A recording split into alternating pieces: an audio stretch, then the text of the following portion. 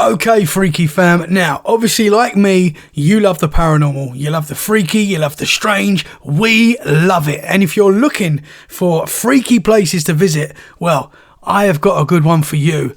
Braxton County, West Virginia. Yes, absolutely beautiful, full of history, and a hotspot for paranormal activity.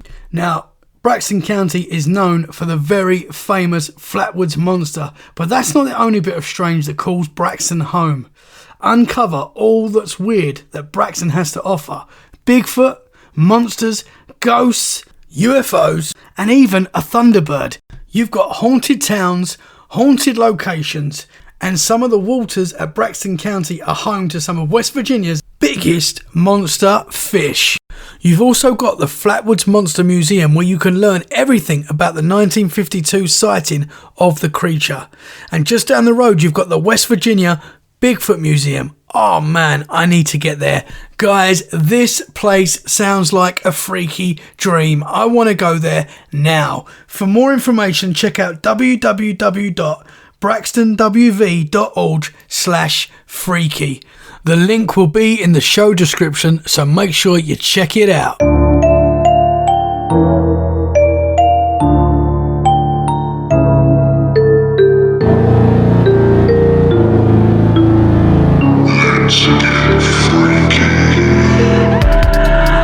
Something's in your room. You can't move, you can't speak. It's just a horrible, horrible feeling. You know, you're looking out into the darkness and then you see a figure, but it's darker than the darkness. I just get this like really creepy feeling, and I see this like shadowy, demon-looking figure in the front seat of the car. She used to come into my room at night and stand right by my bed, and I just was petrified. I remember I saw something fly by my bedroom window. We heard the bathroom door shut. So then we looked out my bedroom window down the hallway, and the bathroom door was wide open. So we came around the bend and we saw eye shine. This thing stood up. I mean, it stood up, and it had high pointed ears. It had a snout, had a long arm, and it grabbed the deer. What?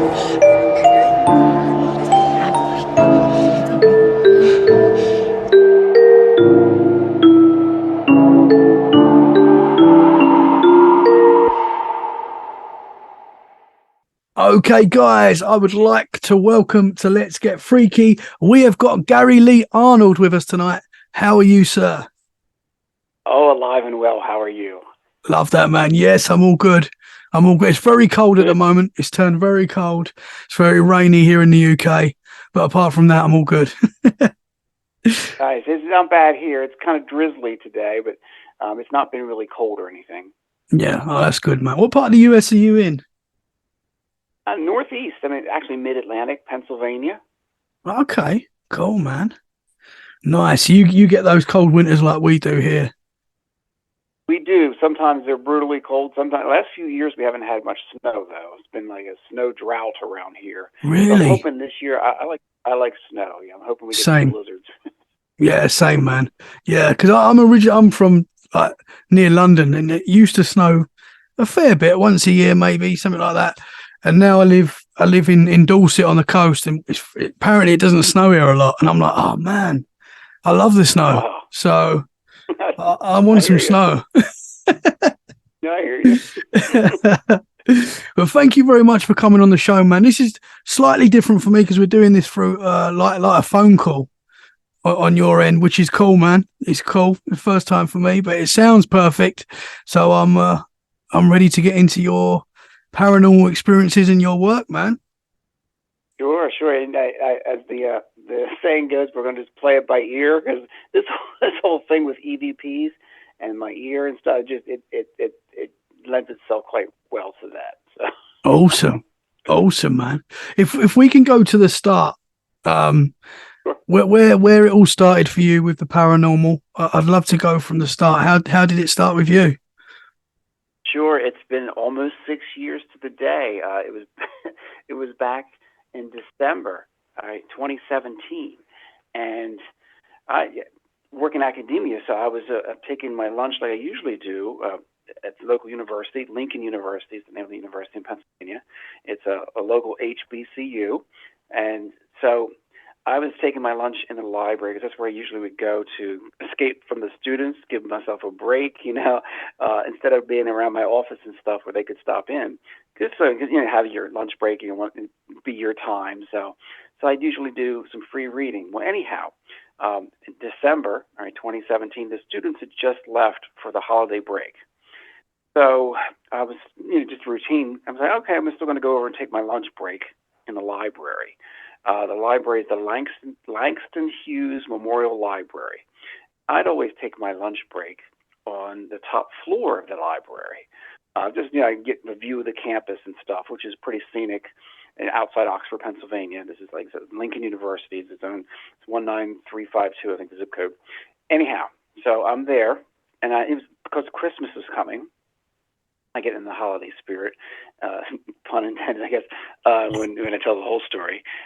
So I was going to read Charles Dickens' A Christmas Carol. Now, we've all seen the different productions on television and stuff throughout all the years. I mean, growing up, there's so many different ones, and I have my favorites. But anyhow, it's really pretty much a short story, the actual reading of it. So that was my plan, as I was going to start to read Charles Dickens' A Christmas Carol in the library. I was working, and it's just, during my lunch break. Just laid back, and it's like, oh, nibble on my food and just, read the word from Charles Dickens as it was, unlike, it's filtered and stuff through TV productions. But so I'm sitting there, and I get this really weird, strange, high frequency, high pitched, almost coded sounding noise. Not like your traditional ear ringing, but only in my right ear. And this noise was like, it was so intense. So I thought to myself, I was like, what the heck is that noise? And I'm looking around like nobody in the library or anything. And a thought comes to me that I have this old Tracfone.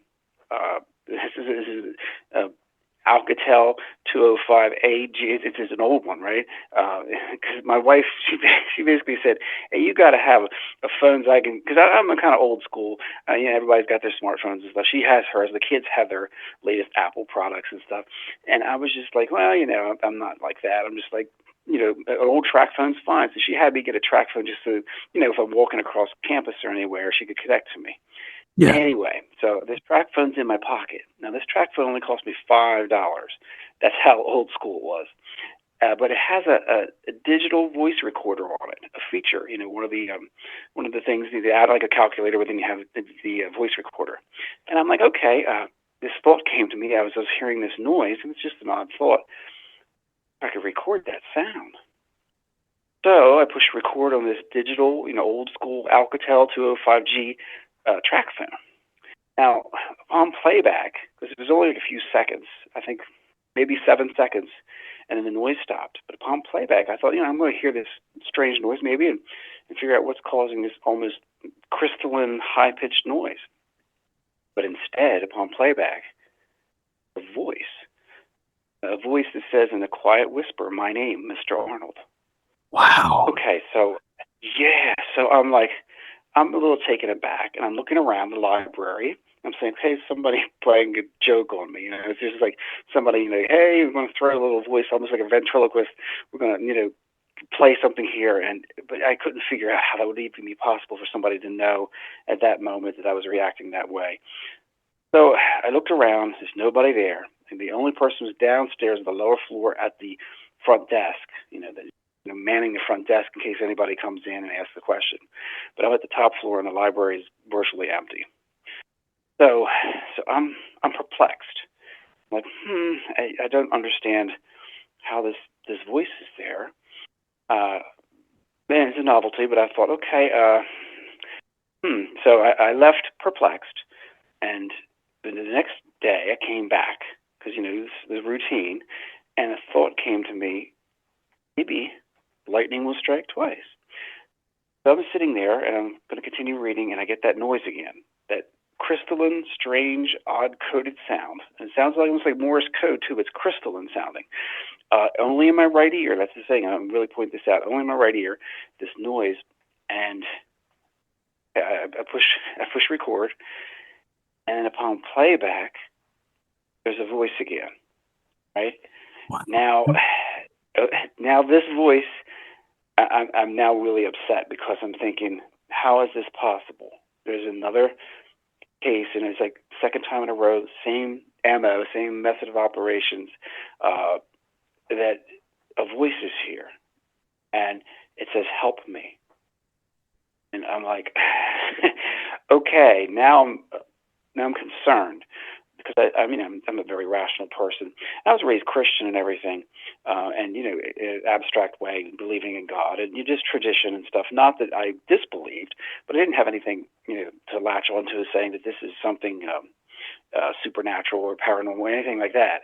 Suddenly, I was confronted with, well, either I'm losing it or something really odd is happening here. So then I go home and I tell my wife, I said, there's something happening. I can't understand how this is happening. And I basically was concerned that maybe I need to get checked out. So I went to the family doctor and everything. We started down the path of investigating, because my doctor was very open to, okay, well, let's look at how we can get the insurance company first to pay for this.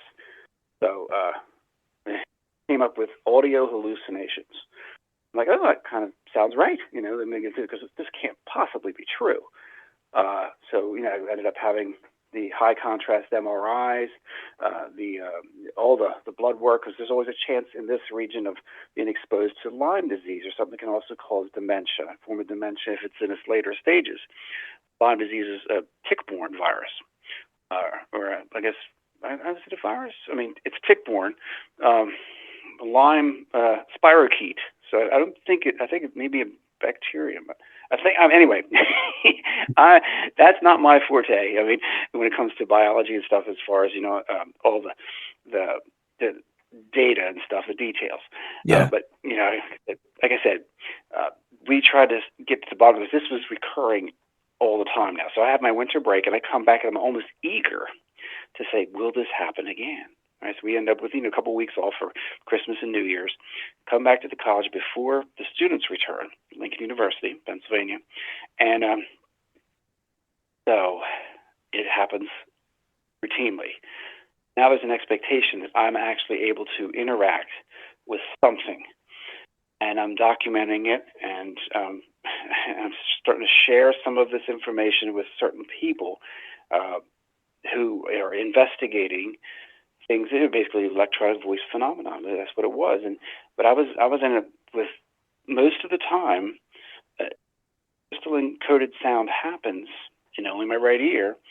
That upon playback of the recording, you have different voices. Some of them sound masculine. Some of them sound like a child. Some of them sound feminine. But most of the times, if I have a question, upon playback of the recording, you'll hear the answer to my question. Wow. Before I ask it. Yeah, it's like suddenly they're telepathic, or maybe time as we understand it isn't right. So I started to create and basically have this whole vast collection of EVPs. Some of them Class A. Really, anybody would say, like, I can hear that. Word for word. I say phoneme for syllable by syllable phoneme, a unit of sound and of speech and stuff. So I started to reach out to researchers, people who have the ability, because I don't, to maybe help me understand or fathom the intricacies, the intrigues of this phenomenon, this puzzle, this enigma.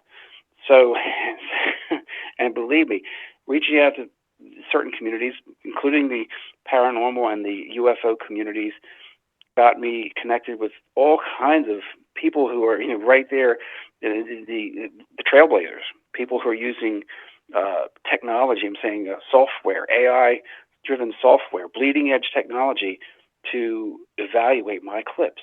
Now, most of my clips are under 20 seconds because that's how long the ear ringing lasts. When the ear ringing happens, and it can happen any time, that's when these beings want to communicate. Now, of course, I came to the point where I was like, is this something I can only do in the library at work? I'm during my lunch break. And so I was interacting, asking questions about their realm, about what they are and stuff. And they said, no. I mean, you want us to follow you, to continue. we will come. Now, you've heard about Skinwalker Ranch and the hitchhiker effect, where you have the paranormal exposure take place, but then it kind of follows you home. Yeah. So, I asked them point blank, I said, so what do you eat in your realm? And you have a voice come on before I ask the question. Upon playback, you hear the answer 9 times out of 10. It is heard before I ask the question. They don't do that. And I'm like, you don't eat? And again, by saying they, is this like a gatekeeper? I felt like this was something watching others saying, well, they don't do that. But as I continued my investigation and the experience became more and more phenomenal and fantastical, because I could ask questions for other people, right, and I get answers for them, including people in the intelligence circle, CIA, FBI, people like that, people who are investigating things, people in the military. It was crazy stuff. And when I say was, I'm using past tense, at the time, I was so taken aback. It was like I couldn't believe this was, number one, real. This was my life. And, COVID came along, and then it was even like more profound, the messages and stuff about the problems with the election coming up of 2020, all kinds of things, including who was going to win the election. And we're talking about before it actually happened. So these, whatever they are, and they say they're alien, they also are very mischievous. I'm going to tell you, they like to play jokes. They know my wife's name. They know my kid's name. They know my nicknames for friends. I've done remote viewing for these beings, for other people, and the beings were able to guess correctly. Like, you have a researcher out in Washington State, and they have me, okay, so this is when they usually speak to you. I said, oh, yeah.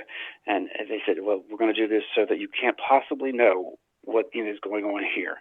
We're going to call in during your lunch break. It's going to be just, a quick question. You'll have so many minutes to get it back to us. No interpretation. Just send the clip directly. Raw clips. So the one researcher had a can, like a peanut can, on a park bench out in Washington State. What's in the can? That's the question.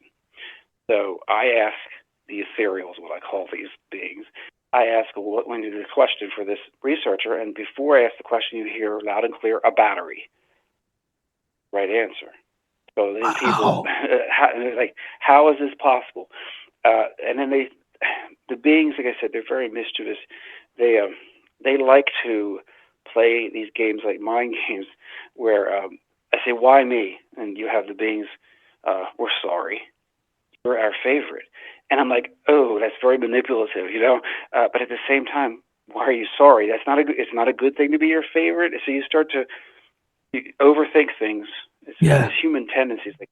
And it's just like these beings try to stroke your ego in the sense that, you're our favorite. And then I said, what do you want? Like a child's voice comes on, says, Daddy, calls me Daddy. And I said, what do you want? And then afterwards, the voice changes, becomes adult man, says everything. Okay, so it's so crazy. And so I had these researchers, and I could go through a whole list of name dropping. You can check out my Compendium Launchpad site where everything is, where you have, people in the intelligence community, people at the forefront of ufology. Like I say, Dr. Gary Nolan would be one good luminary, and everybody knows from Stanford University. And he's and we correspond. I have a whole video of interacting with him on there. All this stuff's free. I mean, I'm not trying to. If people want to donate to it, there's a donation button. People are like, hey, I'd like you to continue getting this out to the people. Well, that's one way to do it, to offset some of the costs and stuff. But I have documentaries up there. I have links to just about everything I've ever done.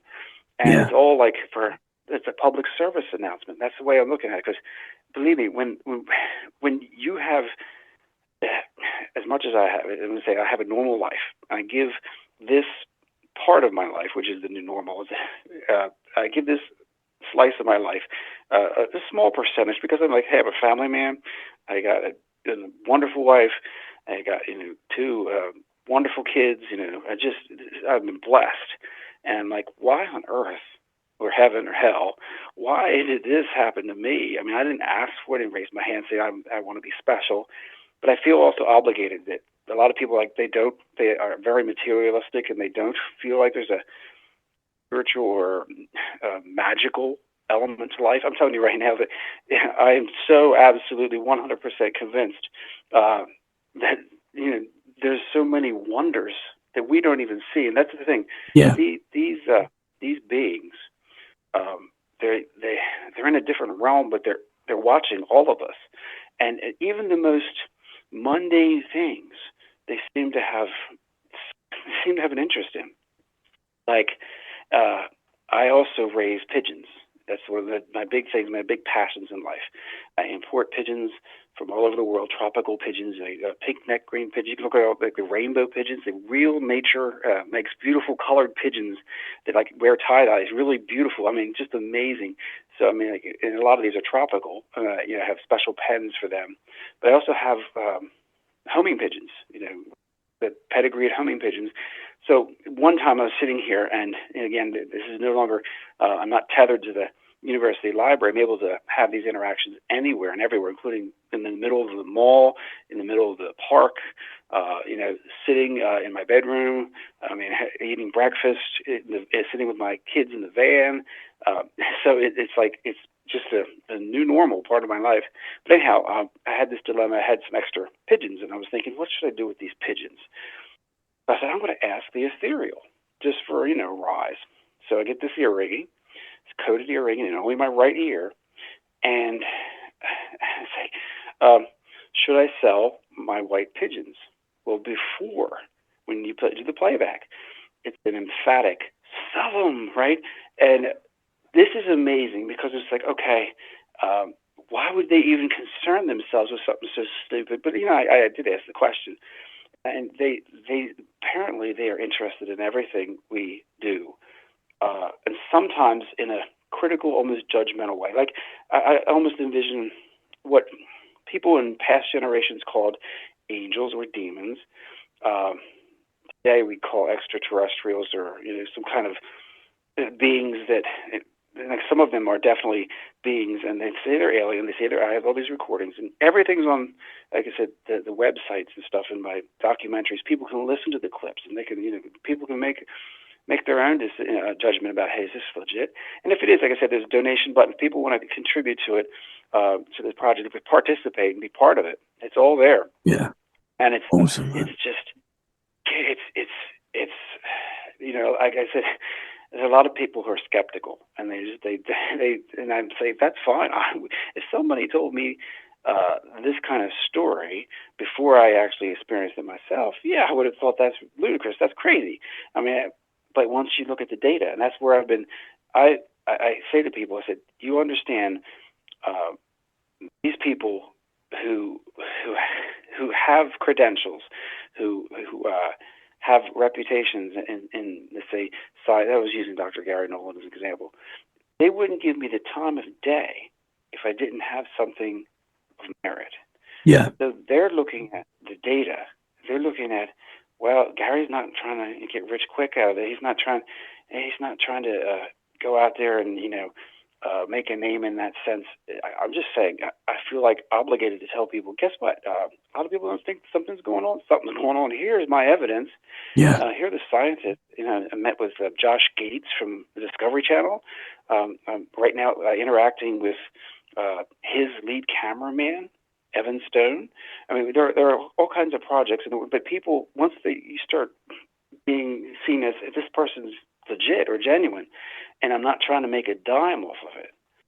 I'm just trying to get the word out to people that something's going on it's frightening.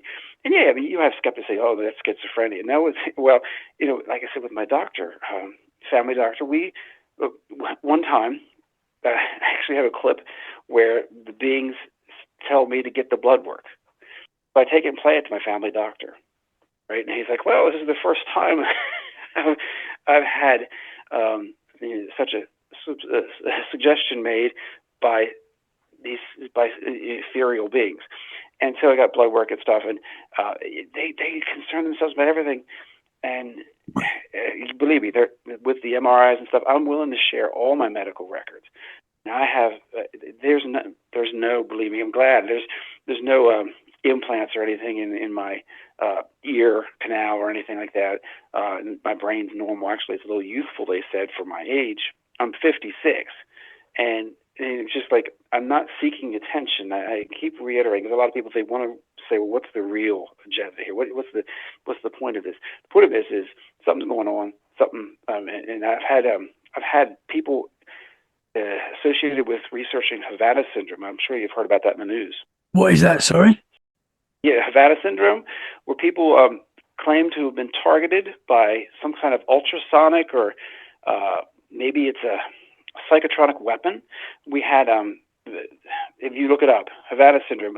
We've had some of our diplomats in Cuba. That's why it's called Havana syndrome, where they heard this noise, and they became affected by it. And some actually had some brain injuries from this strange noise that some people suspect Russians were behind it. It started in 2017, oddly enough, the same year I had it. And I try to look for prosaic reasons too. I mean, I say, well, could this possibly be some kind of weapons program that I've stumbled into? I'm a nobody, though. I'm thinking, why would people invest time and money? I mean, it's going to cost money somehow to deliberately target me, a nobody. Again, I have no political aspirations, nothing like that. I'm not rich. I'm just a regular guy who enjoys pigeons and his family and fine dining, and that's about it.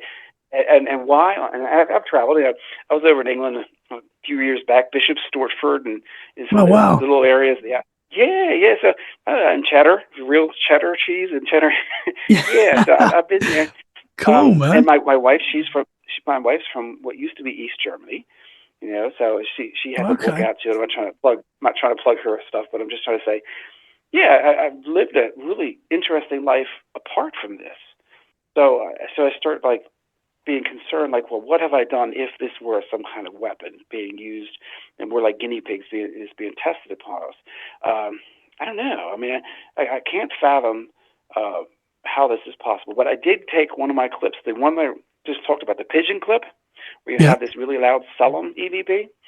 Well, I took that and had that analyzed with bleeding edge software by audio forensic team who are involved also in evaluating Havana syndrome. And an interesting thing is they evaluated this clip, and beneath, and we're talking about a clip that's only a few seconds long, right? Beneath layers of what's audible, there's subliminal conversations going on. Conversations that concern me, because you start having, and we're talking about split second conversations like, okay, this person who's a girl says, how much do you think he'll get? And then, are these homers? There's a conversation that's not audible as an EVP or me beneath the surface, where it starts to become stranger. You go down the rabbit hole, and it's like, would this possibly be something where, because what we as the people were today are getting excited about AI. Believe me, the intelligence community has had this and way better technology to work with for decades.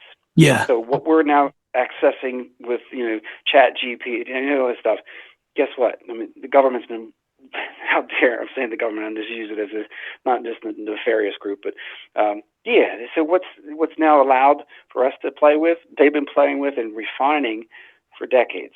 Yeah, and for sure. And weaponizing it. So I'm not so clueless to just say by default that, it has to be spirits or aliens or something exotic. But it just doesn't make any sense to think, why on earth would Uncle Sam or any other nefarious group, I say nefarious because I would assume that the agenda is some kind of mind control, or at least playing with your brain. Why would they, again, I'm a nobody, why would I be targeted, and especially talking about my pigeons, and it hasn't driven me crazy, you start to shake your head, scratch your head and say, I don't think that makes sense, and maybe I'm missing something here. But the idea that our government or some group of people can already, in microseconds, split second, read your thoughts, anticipate what your brain's going to say. Because I know biologically, the reality is we're about a half second. What our concept of reality is and how we interact with it is about a half second. Our brain about a half second behind what really is. Yeah. Could someone technologically exploit that half second to have an edge, to have an advantage? If they could read your thoughts half second in advance, it just, I'm open-minded enough to say there is a possibility. As disturbing as, say aliens and stuff are, there's a possibility somebody has weaponized something. And believe me, when the lead up to the election was happening, I'm talking about the presidential election of 2020. Yeah. Of course, I went there. But I asked who is going to win the U.S. presidential election of 2020. Now, I play it back, the clip. And again, this is loud and emphatic Donald Trump. We all know, at least we think we do, that that's not how it happened. That it didn't play out that way, did it? But in September of 2020, I asked that question, and then I started to share it with certain people, and they told me, bury that. We'll talk about it. Not good. And I said, why? Wow. I said, this kind of thing can cause 80 million people to love you. Basically, whatever the truth is, and you see, I have my feelings, but the beings have proven themselves again and again to be mischievous. That they will do things deliberately to get a rise. And then I've called them out on it. Sometimes they're vulgar, right? They will say things, and then I say, I'm not going to talk to you today. I'm not going to deal with you today. Remember, I don't hear voices. I hear this noise that has to be translated to an old school phone, digital recording. The reason that the researchers, and I've had, like I said, so many people, I could name drop all these people who've been involved in this, these people, even with Skinwalker Ranch, people who are part of this, and they're like, the reason this old Tracfone is able to translate the signal or whatever it is, because the old school phones realize they still have a little bit of white noise. Today's smartphones have the filtering algorithms that eliminate white noise. Yeah. So whatever these I say beings or whatever it is depends on a certain level of ambient white noise to craft their responses. Get out of the equation, I hear a signal, because we've used different phones. I use it, and I hear a signal, that noise, that crystal encoded noise, but it can't translate it with a smartphone. Modern phones and stuff can't. But I can take my old Tracfone, and I have a whole bunch of them now, not just one, because we wanted to go, I had these scientists that said, okay, we'll get in the same make and model, we'll have a whole, because we wanted to test simultaneously, people pushing at the same time. Because I don't have to be alone for this to happen. Other people, including my wife, will be present when the signal comes. We push record. Yeah. This is before the election. Before the election, you have a voice that comes on, a masculine voice, makes it hell for voting. This all like in anticipation. So it was like, this is pre-COVID. I had this lead up to, the one clip that I was asked to bury. Now I feel like I can talk about it. Maybe I should talk about it. Some people are going to be like not happy that I'm still talking about something that they basically said you shouldn't talk about. But people need to know that if it is the intelligence or some group, splinter group, they are screwing with people, creating. Imagine if about these years that the technology has been there, we've been bombarded. And right now we're bombarded with all kinds of rays. TV, there's radio frequencies, there's everything, and they pass through us and all that stuff, right? Yeah. But imagine if somebody figured out a way to do it, to influence you, cause you to, I'm going to vote for that politician, or to cause you to feel upset about that politician, or to play on your emotions. Well, then that's a frightening, that's for something sure. Yeah, it is. And so there are certain people in that clip, and I was like, oh my goodness, this is the clip people need to hear. And they're like, oh my goodness, this is not the clip people need to hear, because this is going to get you in trouble. And I'm like, why? I said, why? Because it's an answer that some people don't want to hear. I said, it's divisive. I said, but our country is divided. Honest with each other. There are people that right now, it's like we're going for a rematch between Trump and Biden. This is something that if people don't do it, it's like the election's not over. What happened in 2020 it's a continuation. And this culture, at least in the States, we love rematches. It's a sporting event. The division is even greater than it was in 2020. So I'm really concerned. So that's why I'm going to tell people that in September 2020, whatever it was, and I say alien, whether they're demonic, whether they're spiritual or AI, sometimes it almost sounds like AI. It sounds synthetic.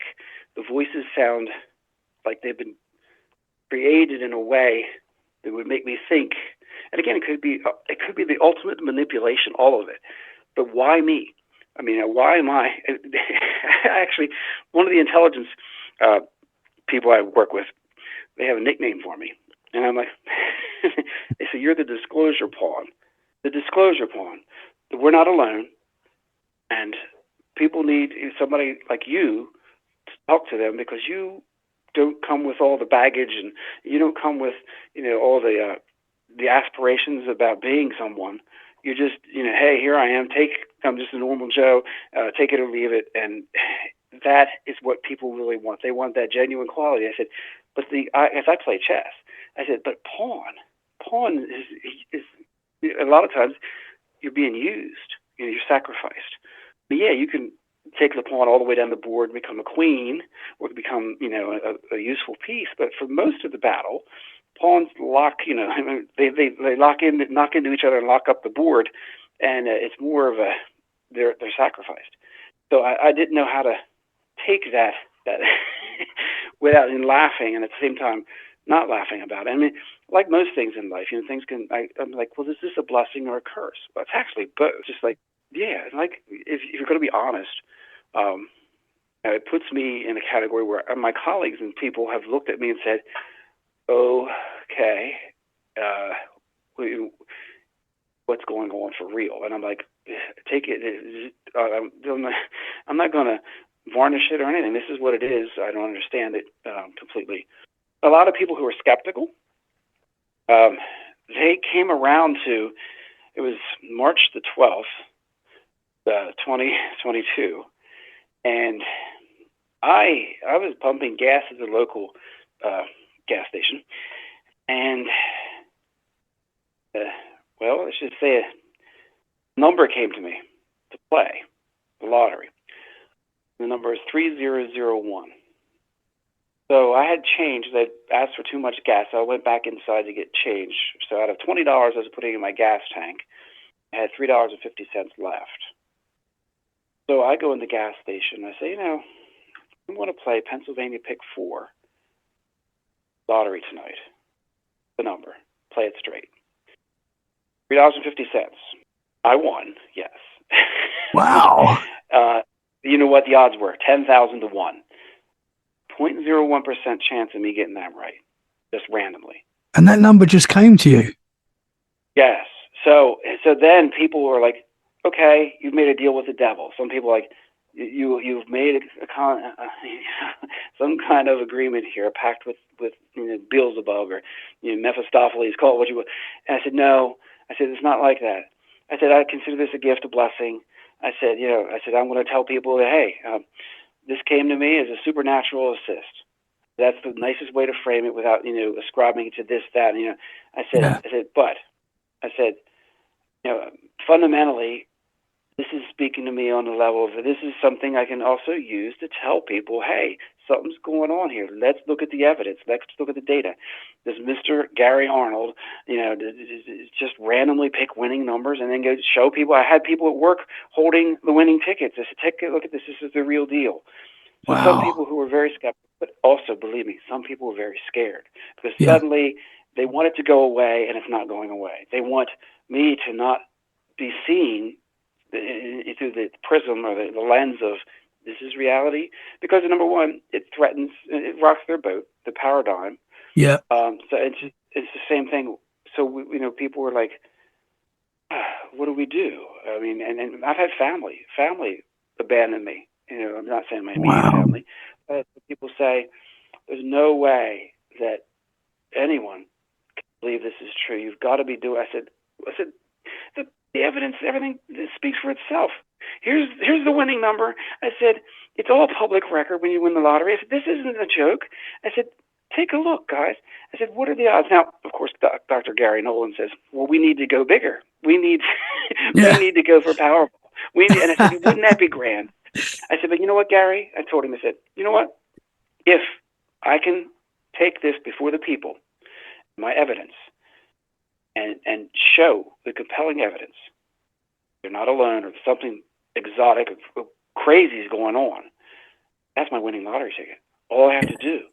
And people will when you go to the common person and say, hey, here's the evidence. Let's take a look at it. Can we figure out any other way that this seemingly magic thing is happening?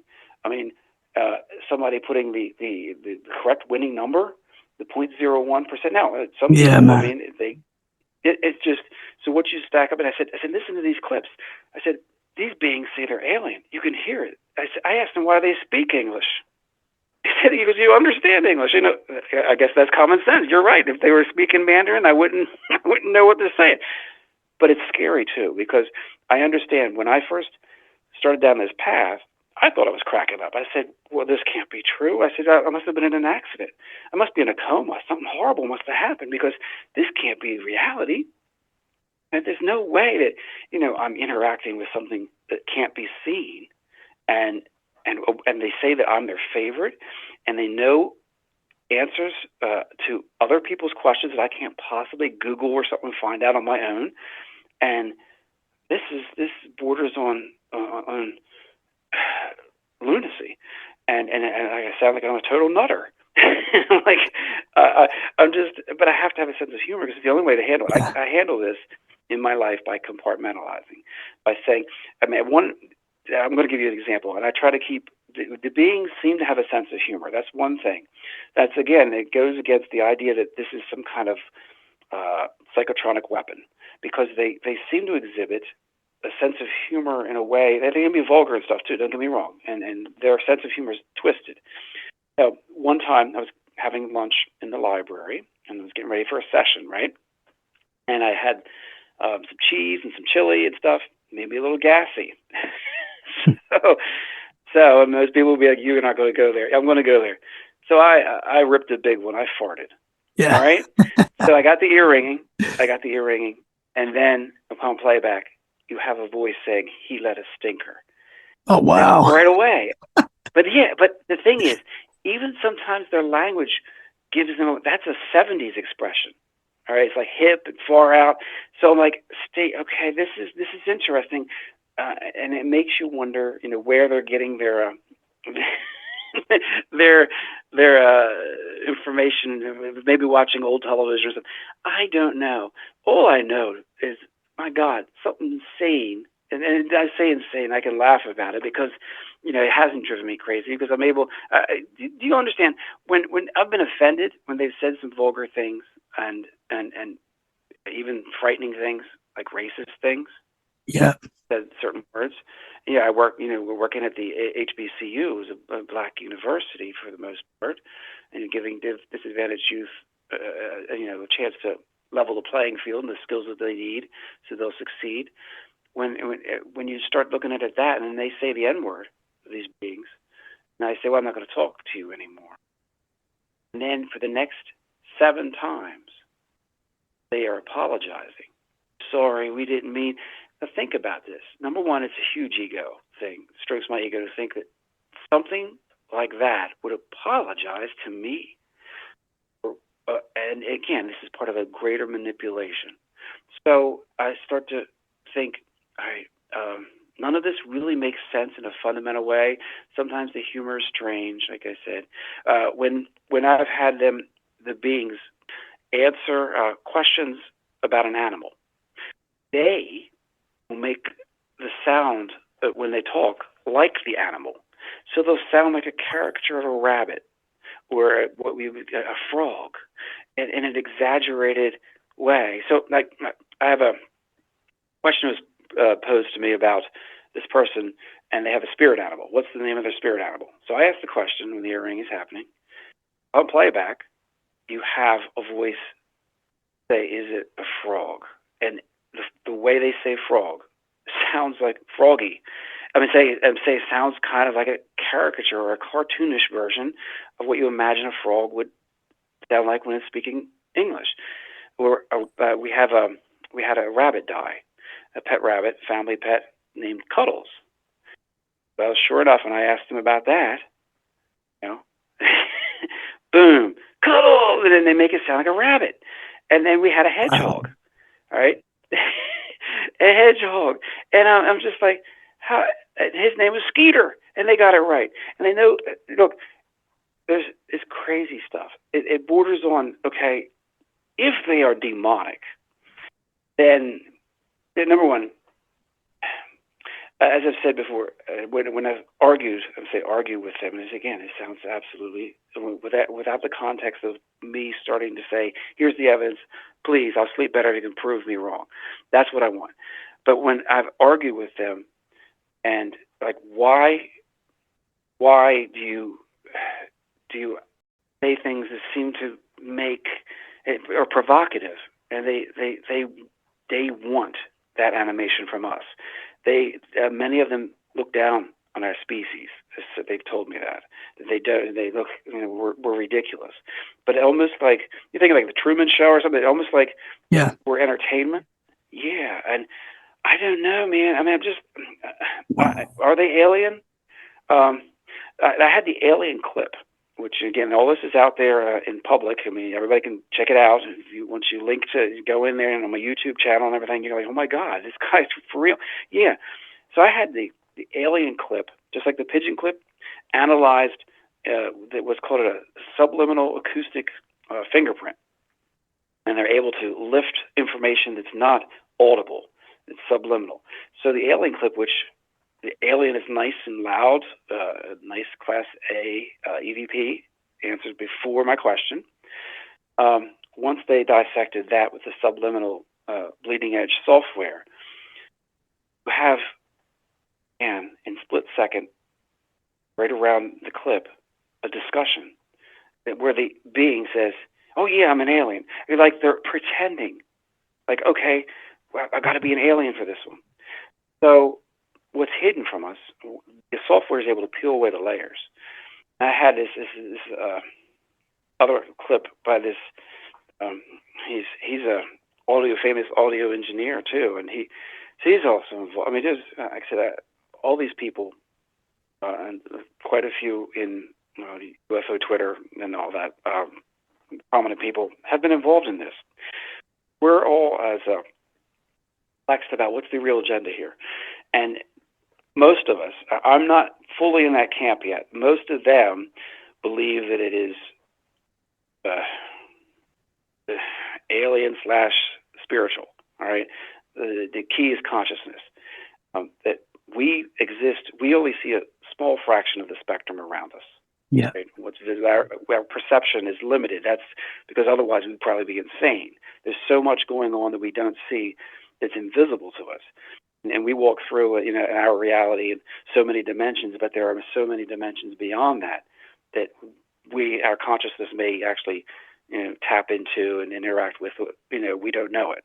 And the same thing here. So as much as on one hand, I'm not fully convinced that this is the case, because I can imagine that, hey, people, human beings, especially people who crave power and who want to control people, whatever reason, usually not a good one, but if they've developed tools that could do things like this and foment, people not knowing why they were so angry or passionately divided, like in an election year, that they would perhaps beam these signals out to cause people. And I just, for whatever reason, I'm able to translate, but maybe it was always affecting people, certain people, and you start to think, well, my God, the CIA, and we know the history of some of the bad things they've done too.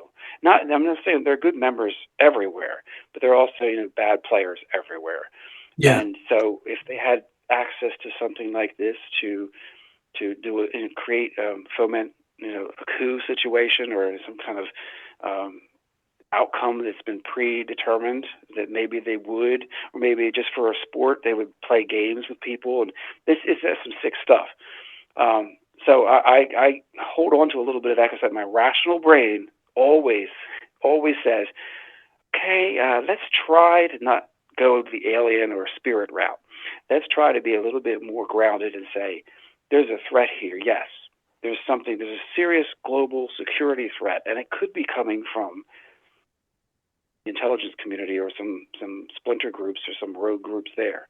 Yeah. And so that part of me is still there, and I have to be honest. So that concerns me. That they're disruptive and they're up to no good. That's why I use the word nefarious. And I'm surprised I'm still allowed to open my mouth and say without somebody coming knocking on my door saying, "Come with us," But this whole Donald Trump thing, it's frightening because we came as close as this country, in my memory, to a catastrophe. Yeah. And you being outside of the U.S., you can see in a way that I can't. I mean, by being married to a foreign national and stuff as well, but she's a dual citizen now as well as my kids.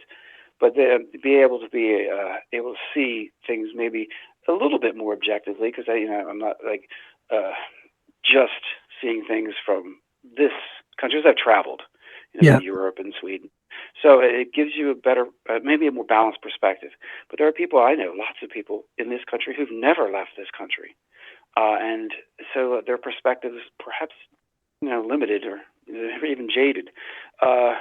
So I'm speaking to, if there is, and I believe me, I know this podcast is going to be listened to by certain people, and I'm not afraid of that. Actually, by having it out there, I think strong word is immunizes me, but it's just like, hey, you know what? People are going to believe what they're going to believe. People need to know that something's not right here. And I have a lot of evidence, and I have credentialed people, including people in the intelligence community. And they may be turncoats. They may also be, traitors to something. But there are people who feel what I'm experiencing and what I'm documenting and researching has merit.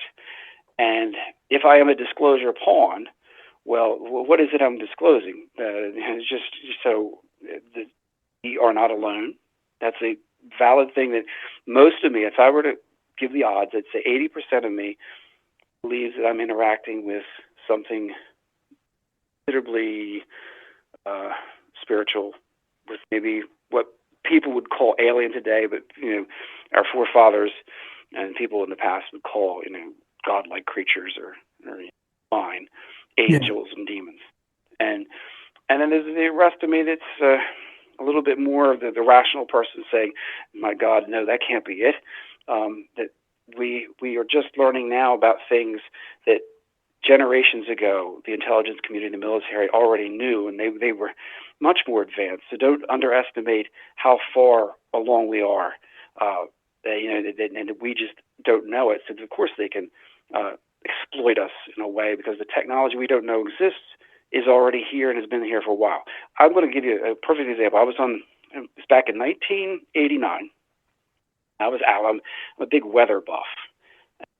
Out with my brother. We were walking on the hilltop over next to our school here in Oxford, Pennsylvania.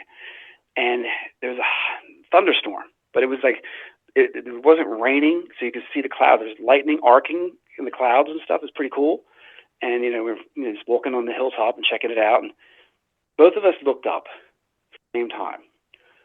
And suddenly the lightning really got intense in the clouds, but there was something in the clouds with the lightning. And it looked futuristic, because I had never seen a stealth fighter before. Because our government hadn't said that we have those. But it was flying right over our heads. My brother and I, it was like, oh my gosh. But you know what? Deep inside, I knew it was ours. I'm like, okay, that's tech. That's U.S. tech. I didn't think it was alien. This is before the Gulf War, the first one, in 1991. So this was 1989. I'm seeing something that isn't that far beyond my idea of what's possible. But it's unacknowledged by the U.S. at the time. So they were obviously out there flying them around. And it just happened to be that my brother and I saw it and looked at it, and we both came to the same conclusion. Wow, U.S. military's got some cool stuff. and again, and then the twinge of patriotism came up and said, I'm glad we've got it and I'm in this country. Yeah, for sure. Foreign tech, because then you would be feeling like you were threatened. Same thing here. I'm not saying that it's analogous or it's akin to the same thing, but my brain can process something and say, okay, it doesn't have to be alien.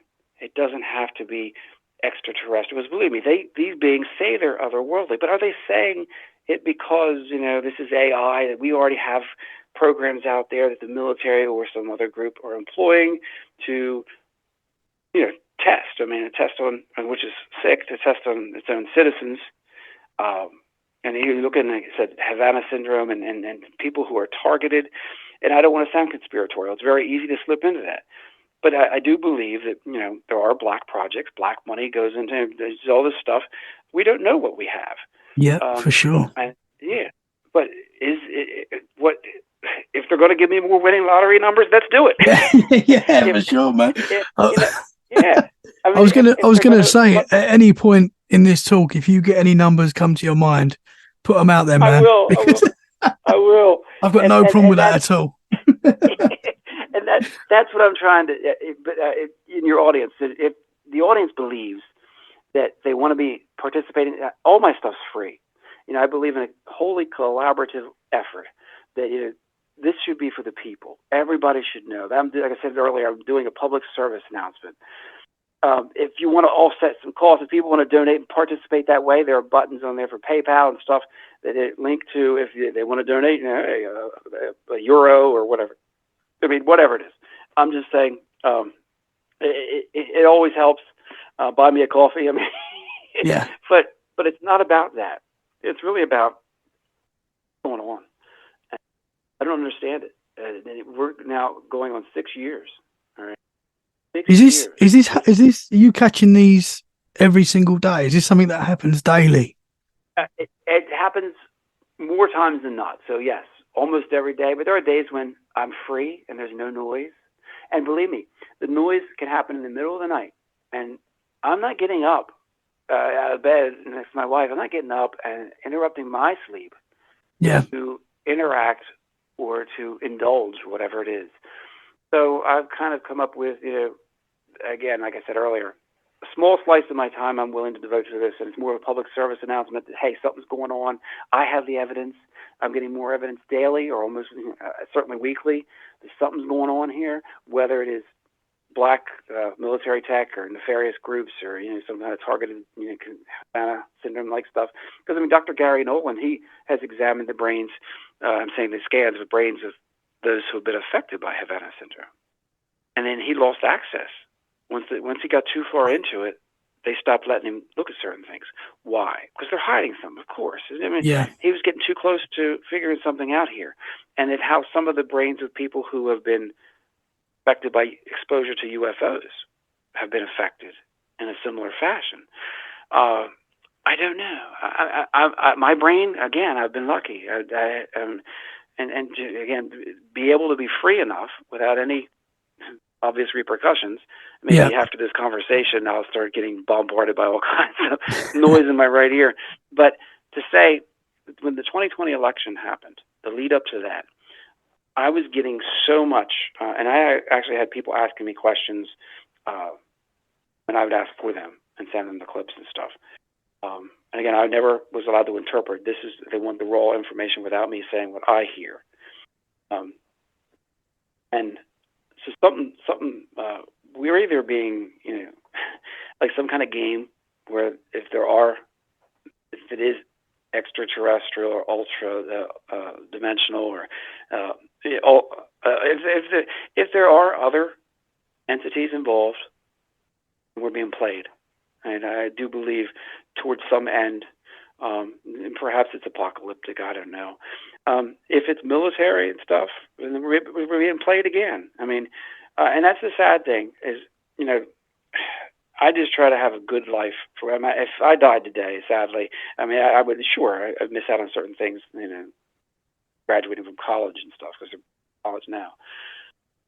But I've lived a good life, and I've had, wonderful experiences.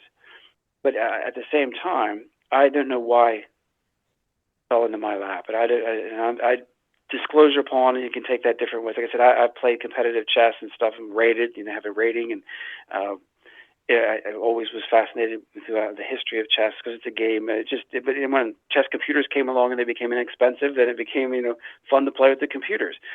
And again, what we're able to do today, even with that, where the best chess computers can beat all people most of the time.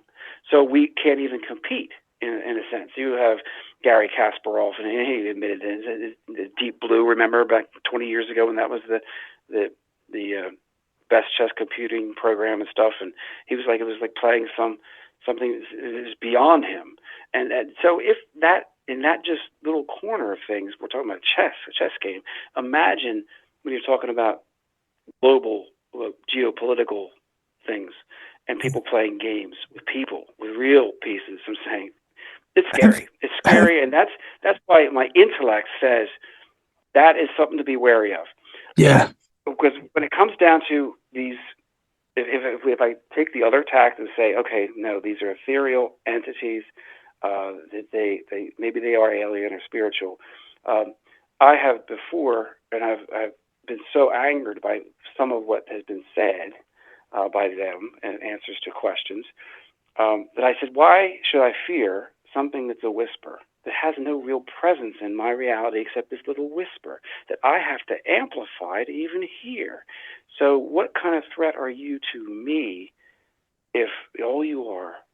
So I could be arrogant, and then you have the apologies from these beings, which is, again, it's part of a huge ego trip, and it's a manipulation. I see through it. I'm like, do you really apologize? I mean, if you are what you say you are, why would you apologize? And I've asked them, do you have a spaceship?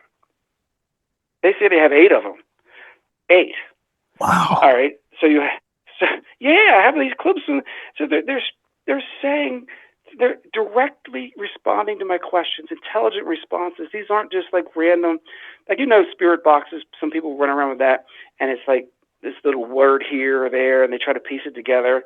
It's basically going up and down the frequencies, trying to look for words that respond. These are direct. It's like having a conversation, what I'm getting. Yeah. Except they know what I'm going to say before I say it, and they say the answer before, upon playback, before I ask the question. That's the difference. That's put me in a different category. And I'm not saying special, I'm saying for whatever reason, that's their. It's incredible, man. It's so out there, and I'm just like, I sit here and I hear myself. I'm almost an audience to myself when I'm telling you this on the phone. I know this is going to be broadcast to your audience, but this, it just takes me. I have to shake my head and say, why? I don't get it. I just enjoy the simple things in life. I mean, my happiness has always come from simple things. This is a little bit beyond simple. I can't figure it out, and that's it. It's the puzzle, the enigma here is like, okay, what's the real goal here? If it's just excuse me, because if it's just to screw around with me, then it's it seems empty, and it's like, well, that's how you get your rise, whatever. And I've said, I said, when I was making my first documentary, I have 2 documentaries out right now, and they're free. Everything's free. And if you want to contribute, people out there, great, because it helps out. I mean, little things like that, and it's just like the cost of traveling to a place where I'm trying to get the setting for the atmosphere of what I'm trying to explain, little things like that. But I'm just saying, it boggles the mind to think that whatever they are would spend any time with someone like me. And I'm not creating mischief. I'm not going out there saying, oh, no, Donald Trump definitely won the election, and these beings told me, and, they're right. The aliens are on Donald Trump's side, the aliens vote for Trump. No, I'm not saying it like that. I'm saying, number one, and this is where I argue with the people who are skeptical. I said, we've taken the Tracfones, we've put them in a military-grade Faraday pouch. You know what a Faraday cage is, right? Where radio signals and electromagnetic radiation can't get through. So yep. In a Faraday pouch, which is a smaller version, equipment can't be affected by electromagnetic radiation. So like an EMP if there's an explosion, a nuclear explosion. But you can't text or you can't make calls in the Faraday pouch. When it's sealed, it is isolated, and it is not possible, according to our understanding of science, for anything to happen. Guess what? When I do my clips, I can do them in a Faraday pouch and get the results just like the Faraday pouch isn't there. Wow. So this, and that's what goes back to is, okay, our understanding is the problem.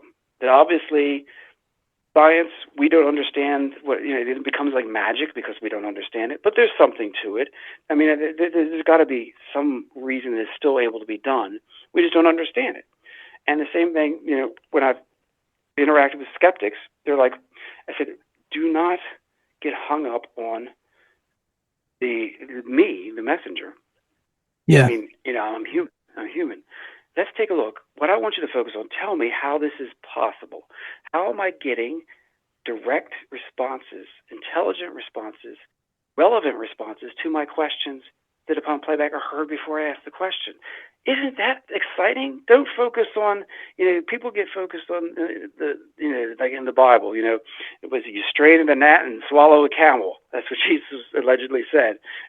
Pharisees, blind guides, whatever. That was the whole scripture in there. Same thing. You get people like that. That's because it rocks their paradigm, their boat. Yeah. I mean, they're like, they have to reject you outright, saying this is not possible. Well, there it is. I mean, there's the evidence. What do you mean it's not possible? That's and the scientific method is repeatability. Can we do it again? Yes. So I mean, just that and you get this frustration where people outright would rather throw me in the camp of the anti-vaxxers, and believe me, I've run into it, of people who are flat earthers who don't believe the Earth is round. It's easier just to tar and feather me by association. Well, you're so out there, even if what you say is true, there's no way we're ever going to believe that. So you're one of those conspiracy people. No. Because this clip says that the entities predicted Donald Trump would win the election, doesn't mean anything. Why aren't we talking about why you're even hearing Donald Trump? Let's start with the foundation here. How am I getting a response? That's what we've got to look at. That's the magic. I don't care if they're talking about Donald Duck winning the election. Why are we getting the response? That's the thing. I'm very practical. That's where, I think my strongest suit is my mind, and I'm not patting myself on the back. Is like, well, intellectually, this is my position I can win on. Everybody. It's not interpretation. It's not do they see the future all the time? Absolutely. Even the lottery, you can win the lottery randomly, and you can have a string of wins that seem unlikely, but it's still mathematically possible. I'm not talking about that. That's a wonderful thing, and I said it's a blessing that I won that $17,500 from a $3.50 straight wager. Not a bad turnaround. That's pretty good, man. and all public record. So people, they can go and say, "Wow, this guy's legit." But it's not about the lottery. It's not about. It's like, why on earth am I even able to get this? Let's go back, and that's the foundation. I believe is the strongest thing I can stand on. All right, the evidence. Here it is. Explain it away. And you can say, well, God works in mysterious ways. Okay, I'm willing to accept that, but let's take a look. Can we figure out why we're getting these responses? Are they alien? Or are there other actors, nefarious actors, doing things? And then we need to get to, okay, that's a crisis of confidence. Our whole system, then, if we are being polluted, our minds polluted with some kind of beamed messages to confuse us or to affect us, start as a fundamental. That's a big problem. So you start to think, well, Havana syndrome, and why would Dr. Nolan be locked out of those files? Because he's getting close to the truth. Yeah. And that's common sense. So I'm just like, something's going on here. Maybe, again, if it came up, maybe if you found that there were Russians that were doing this to American diplomats and American citizens, maybe then the U.S. would be forced to respond. And that's something that we don't want to do because that could cause a nuclear. I'm saying, so there's all kinds of permutations beyond the obvious. Well, okay, we've located the threat here.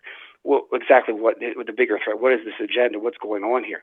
But do I think they're aliens that I'm interacting with? It comes down to.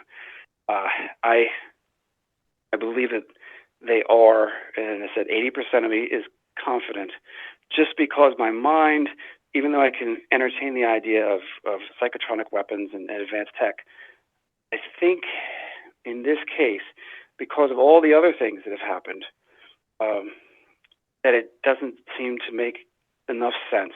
What is the Occam's razor, right? So you end up, what requires the least number of variables to take place, that's the common sense approach.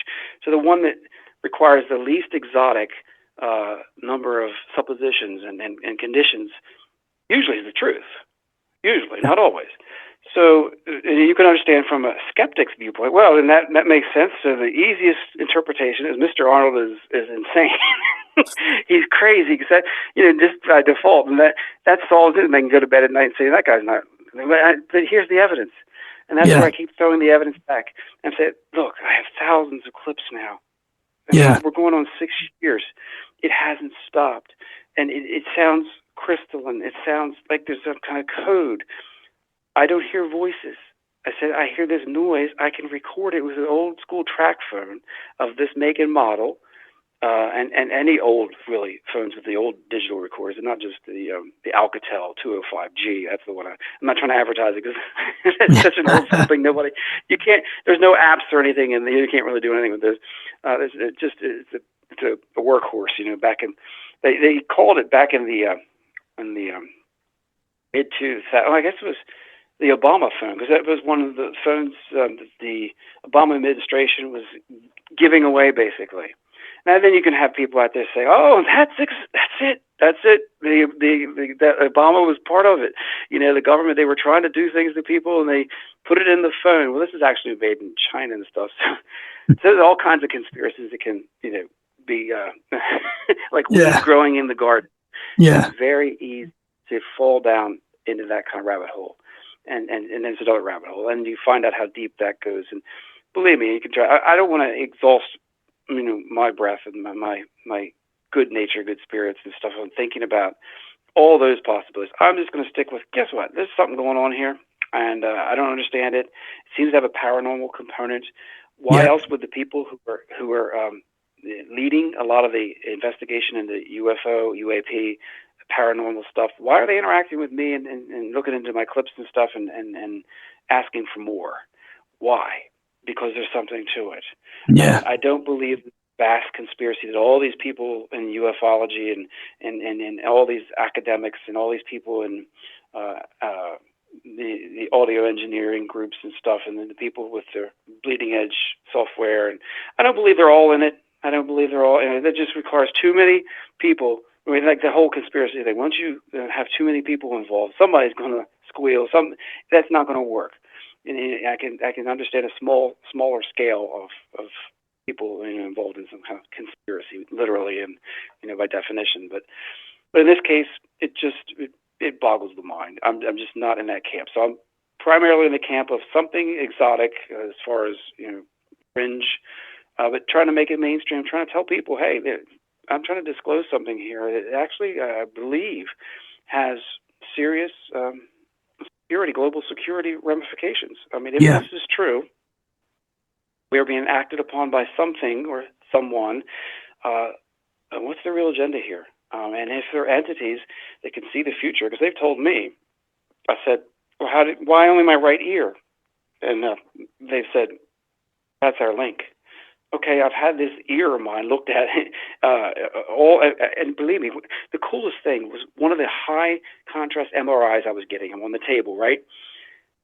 My ear, the crystalline code is happening while they're taking the imaging. I was like, oh man, I can't wait to see results. This is going to be great. Maybe there's something there. Guess what? There's nothing there. I was disappointed. I wanted to see, like, wow, there's like, yeah, but it was the glitching or whatever you want to call it is happening in the matrix right then when I'm in the machine. Yeah. But I'm willing to share. This is how staunchly convinced I am. I'm willing to share all my medical records, brain scans, everything with any investigator, anybody who's serious who says, hey, let's take a look at this. I actually, this is only opening up crazy. I mean, when you talk about, my wife and I were sitting, when this first started, we were sitting watching television in the living room, right?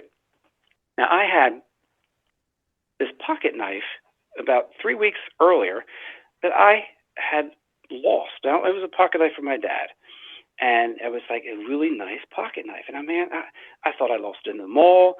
I thought, so I was like, maybe because when I went to the mall, I sat in one of these seats, maybe it fell out of my pocket. I was looking for it because it was like, it had sentimental value because of my dad. And I couldn't find it. Couldn't find it. We looked under the couch. We looked here. We looked there. We looked where I was. So I just decided it's probably lost. I mean, it's obviously I can't find it. My wife and I watching television in the evening. There is this sound of thunder in the living room. Now, there's no lightning. There's no flash. But there's a crash. Suddenly, God is my witness, my knife appears. That pocket knife is in a port. Came from whatever. So I don't know where it went, but it came back with her there present. There it was. I now carry that pocket knife as a talisman, kind of like a good luck charm in my pocket. Yeah. And I don't understand it. I don't understand the significance. Why? Again, sometimes you start looking at things, it's like almost like people have deja vu, which I think there's something to that too. I don't understand. It just sometimes seems absurd on the surface. Like, well, what's the point? And the same thing, what's the point of, unless the lesson here is believe in something, other than the world you've been told the way it is. It isn't that way, and there is still magic in the world. Just something that we don't understand. That's why it's magical. Yeah. And boom, there's my pocket knife. Wow. And my wife, she I have clips. I believe I posted. I might have sent them to you. Her name from Germany is Antje. All right, it's Antje. I asked about my wife and her name. They said, you have different voices. You have one that's a masculine, almost an Afrocentric sounding, I'm saying African inflected voice, saying her name. Then you have this other voice that sounds feminine.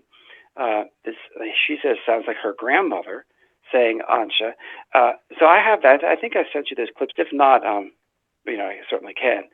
And thank you, man. It's like I've had that on FM radio station and stuff. I mean, all these links again on the Compendium Launchpad site. We Are Not Alone. Medium. It's Gary Arnold. All right, and it's got everything. So you can go and you can investigate. You can lose yourself for hours. I have 6 years worth of research and experience on there, and all the podcasts I've done, and the newspaper interviews, and it's just you can't. I don't know what to say except that, why me? I mean, I don't get it. It's incredible, I don't get it. I'm trying to get the message out to people. And that's why I'm like, okay, so when we're interacting, and it's like, yeah, I'm there. I will talk for hours because as long as there's a lot of people out there, and I'm not trying to make money from them. When I say donation, that's getting me a call. That's like, hey, we appreciate it. But, the fact of the matter is, if I can still win the lottery, who cares? Yeah, exactly. But I'm trying to get people involved. Yeah. I'm trying to say, do the investigation. Look at what I've put out there, all right? And as fantastical as it sounds, as ridiculous as it sounds, where you have entities talking about me passing gas, stinker. I mean, and you have frog voices, and you have a rabbit, and you have people knowing that remote viewing for other scientists and other researchers and then getting it right. I had these people, remember when Trump was president, we knew because we had taken out one of Iran's top scientists, right? Military scientists. We knew they were going to respond. I had a person in the military complex asked me to ask the ethereal what they were going to do.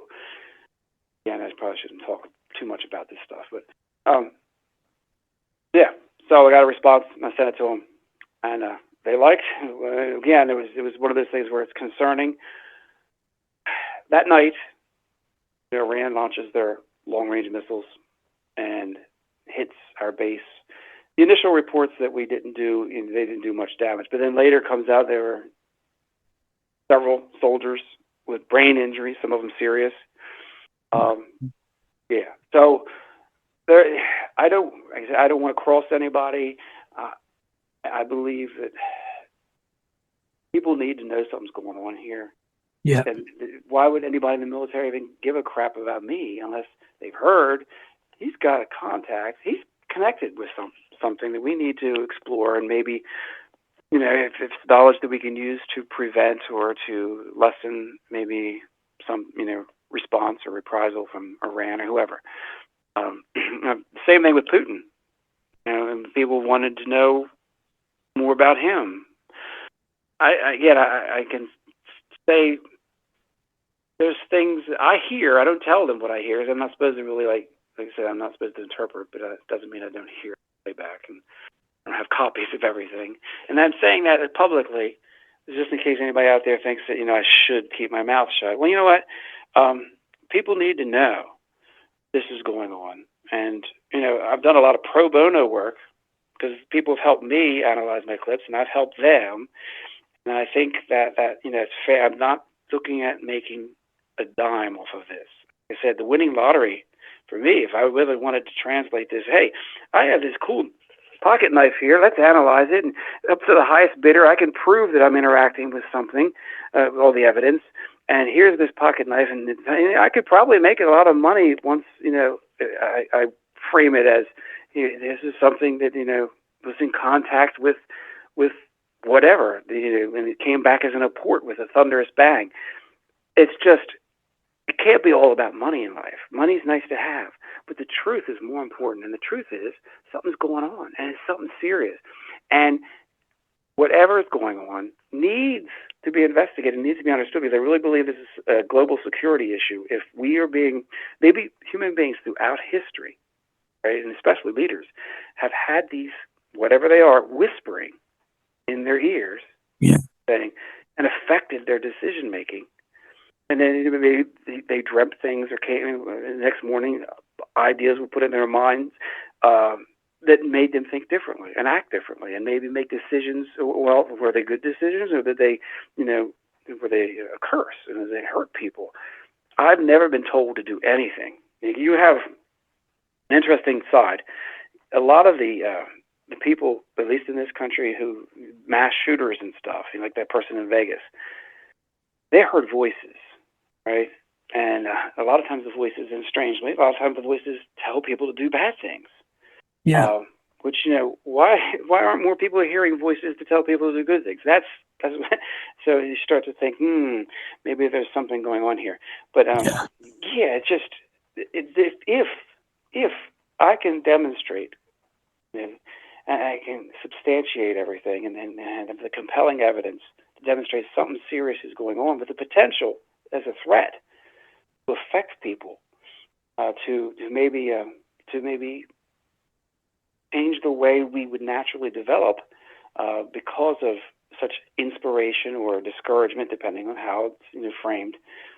Well, this is important. This is important, and people need to know that I'm not just blowing smoke. I have evidence something's going on, and I have a lot of it, and I have the contacts and the people in the intelligence circles to substantiate that, there's something of merit here that we need to figure out.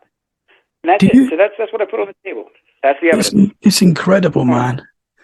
Do you feel like these voices, or whatever these entities are, have they ever manipulated you in any way? I know that might be a difficult question, but have you ever felt... me? Yeah, here's a good example. So COVID, we're in the throes of COVID over here. My kids are still in high school. Right, so everybody's wearing their mask, but the local school was giving away lunches. Everybody lined up in their vehicles, and we had to drive up to the, they would, have their gloves on and everything, and put a basket of food for the family in the vehicle, because the school already had this food, and they weren't going to have school. The rest of the semester was going to be online, but they wanted to get rid of the food that had already been paid for. So, yeah, sure, charity, we're there. So I'm sitting in my van with my kids. I get the ear ringing while I'm sitting there in line, patiently waiting for our basket of food. And they do this every week. So for many weeks in a row, we're getting, supplemental food, cheese and raisins, whatever, fruit. And so I get this ear ringing, and I make a joke, because I'm that kind of person, and maybe that's why these beings seem to have a sense of humor. Maybe, I don't know. But I make a joke, I better take this call. because it's not really a call, it's the noise. Yeah. And I pick up the voice recorder, and I push record, and then when the ear ringing stops, I push stop, and a voice comes on, and it's heard. It says, "They don't use the food," in an accusatory way. All right, I'm a little upset. So we get our box of goodies from the school, and I go home, and I say to my wife, I said, Ansha, I said, it's kind of terrible to feel like I've been accused or judged, but I said, I don't understand. I said, are we eating this food, or is there something going on here? And I said, and she said, well, we do give your parents a portion of it down, because they live down the street from us, and I don't know what they're doing. I said, I better go check out. So I went down, and Mom and Dad, they're like, oh, yeah, we didn't really like that, and we were throwing it away. I'm like, oh, Wow. That, it doesn't mean that that's what that is supposed to be interpreted as. But the clip was accusatory, and so sometimes it's prescriptive. They're telling, get the one voice that said "daddy" is a little boy's voice, and I told you, get the blood work, right? Yeah. Yeah, and I shared that with the family doctor. Again, all these people will vouch for everything I'm saying. I love being able to stand on the evidence, saying, "Hey, this is legit." Now, what we take from that, what's the bigger picture? I don't know. I don't know what the real agenda is of these beings and stuff, or entities, but it is something that needs to be understood, because I do believe that it impinges on our reality. I do believe that it's not.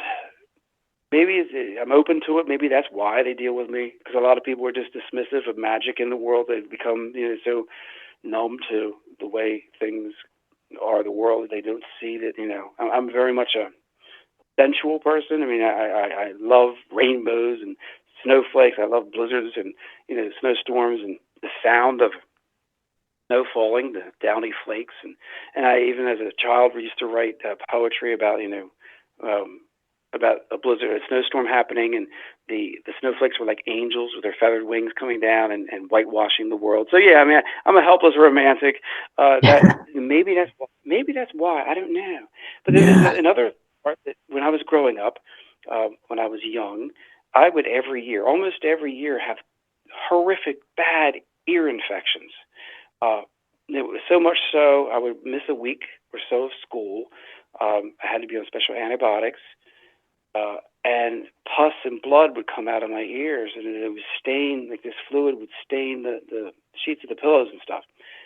It was probably the worst pain I've ever felt, because it wouldn't just affect the ear. When the infection was raging, the eardrum and stuff, your whole jaw became inflamed with pain. Well, maybe there's nothing. Maybe there's no connection. Maybe I see a connection that isn't there, but it's just like, well, remember that ear was really affected. And so I go. I mean, I don't just limit my doctor's visits for MRIs and dealing with ear, nose, and throat specialists. So I have my hearing tested every year. My hearing's actually improving. It's weird stuff like that, where it's like, I've been to a lot of concerts, loud concerts without ear protection. I'm surprised that I'm able to not have damage and all those ear infections as a child. But, well, I'm not going to complain. It's a blessing, I guess. But like everything, blessing, curse, it's just how you look at it. Yeah. I don't know why, going back to the fundamental, I don't know why these, whatever they are. The sound that you hear. Sorry. Yes. The sound that you hear when you're getting these messages, was that the first time you ever heard it, when you was having your lunch? Was that the first time you'd ever heard any sound like that? Yes, it's different. It's not the traditions. I've had normal ear ringing.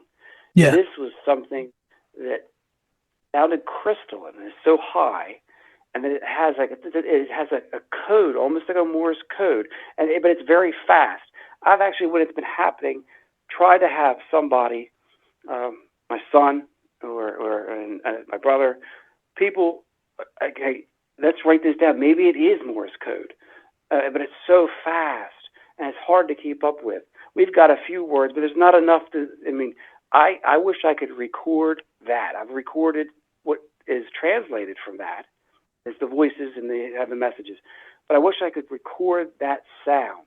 And then maybe that would lead to a new understanding of what's going on. Because the sound is so unlike anything. And it is intense, sometimes so intense it's like urgent. And even in the middle of the night that happens. Even if it's urgent, I just try to, I'm like, no, I'm not doing this now. I want to sleep. Yeah. I got to get up and go to work. And yeah, so Wow. it's just so much. I could write, honestly, a whole bunch of books about this. This experience is so out there. I'm sitting here playing with the pocket knife right now, and Yeah. I'm just like, how did this happen? It's just, if I Yeah, could it's take everything else incredible. and throw it out the window, just this one event where you have a loud, it couldn't be explained, like thunder, right, bam, an explosion, and there, this knife that had been lost for weeks materializes before my wife and I. Yeah, that's I don't have to incredible. even think about the EVP. That's it. So that I could pin my hat on that. That's it. There's magic. Yeah. Because nothing, but all this other stuff too. I'm just like, what the heck? And it is. I mean, when you start to think about beings concerning themselves with your pigeons, and then what, how much you're going to get for them, and what type are they, homers, and some of it's subliminal, so it's not meant to be heard unless you investigate. Maybe the whole plan is that they want me to keep digging. I'm going to say this. I have a clip, and Dr. Nolan knows about it. The clip I recorded, entities, I don't ask a question. And they say, or it says, go to the lottery. There's a little bit of silence. And there's a word, Powerball. Okay, so now is this telling me I should play Powerball? Is it, it sounds like they're telling me to go to the lottery and play Powerball. Now, winning Powerball would be great. That would be like, hey, look, I won, and they told me I was going to win, and this is all the evidence I need. But it's so strange. So what we've done, we've looked at the clip from different ways. Is there a secret message, subliminal message in there with the numbers, the winning numbers? Well, we looked into it, nothing. All right, there's nothing. All right. So, and then, okay, how about the date when it was recorded and the alphabet, the numeric portion of that? Is that is that number something that could be turned into a ticket? Is there some kind of pattern in the waveform? So you can start going down all these other rabbit holes. The simple clip is, and I've shared it with family and friends, and every time the Powerball gets big, I'm like, oh, maybe I should do it now. Yeah, I was going to say, I hope you're playing the Powerball. Yeah, well, we are. Yeah, for sure, man. Again, it didn't tell me when to win, and again, you've got to put things in perspective. Are they just playing with me? Is just toying? Is it a game? Just like Donald Trump winning the election. Well, Joe Biden, for all practical purposes, is our president right now and has been for years. So what was the point of saying that Trump would win? Or is this ultimately win? Maybe his comeback. You can start looking for things that aren't there and to fit some narrative. And that's ridiculous. I mean, look, I said earlier, I was raised Christian, right? So there is an element of me that's always going to, by default, want to go back and say, well, let's interpret this through, a Christian perspective. I have interacted with these beings. Sometimes in the middle of the park, conversation, all right? And it sounds crazy, and it is, on the surface. They said the word Jesus in an incredulous way, in a way that, like, who is that? Like, Jesus? It came off offensive. Yeah. Now it's because I'm basically, I, being from the Christian faith, have already given my commitment, my mind, everything is Christianized. So I'm predisposed to believing, okay, this being doesn't seem to like Jesus. right?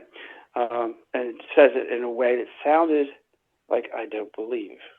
Jesus, who's that? I have that clip. And I mean, I can still remember when I heard it, and I was a bit distressed. But again, this is something they're, like the Donald Trump, it's something they're playing. Or are they doing something else? I was in the library during a lunch break doing one of these sessions, what I call them. I decided from the ear ringing, I said, I'm going to read 23rd Psalm aloud. So upon playback, of course, you hear me reading.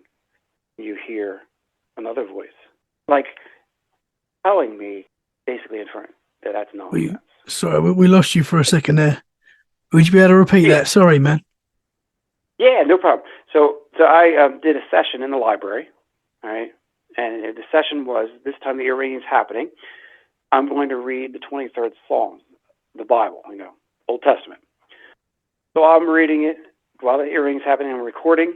Upon playback, you have a voice, not just mine, another voice that is disbelieving, saying, I doubt that. Wow. Okay, so, yeah, so is it demonic? I mean, maybe it is. Maybe there's some truth in that. You need, if something is a negative force or energy. I mean, I don't know how much you're familiar with the jinn, right? Which is the word genie comes from. The idea in the Middle East, the Arab Muslim take on things. These often mischievous, beings that were created, but they quite often are tempting us and trying to lead us astray because they're jealous, because we're heirs to something, potentially salvation, and they're not.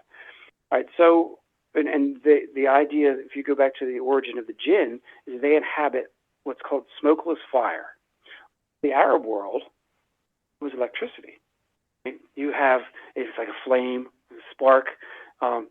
So the electronic voice phenomenon. And so I started thinking, well, I'm stretching it here, but I'm not going to discount the possibility that at least some of the beings, the ethereal, that I've interacted with are negative, have an agenda or something that is hostile to our well-being.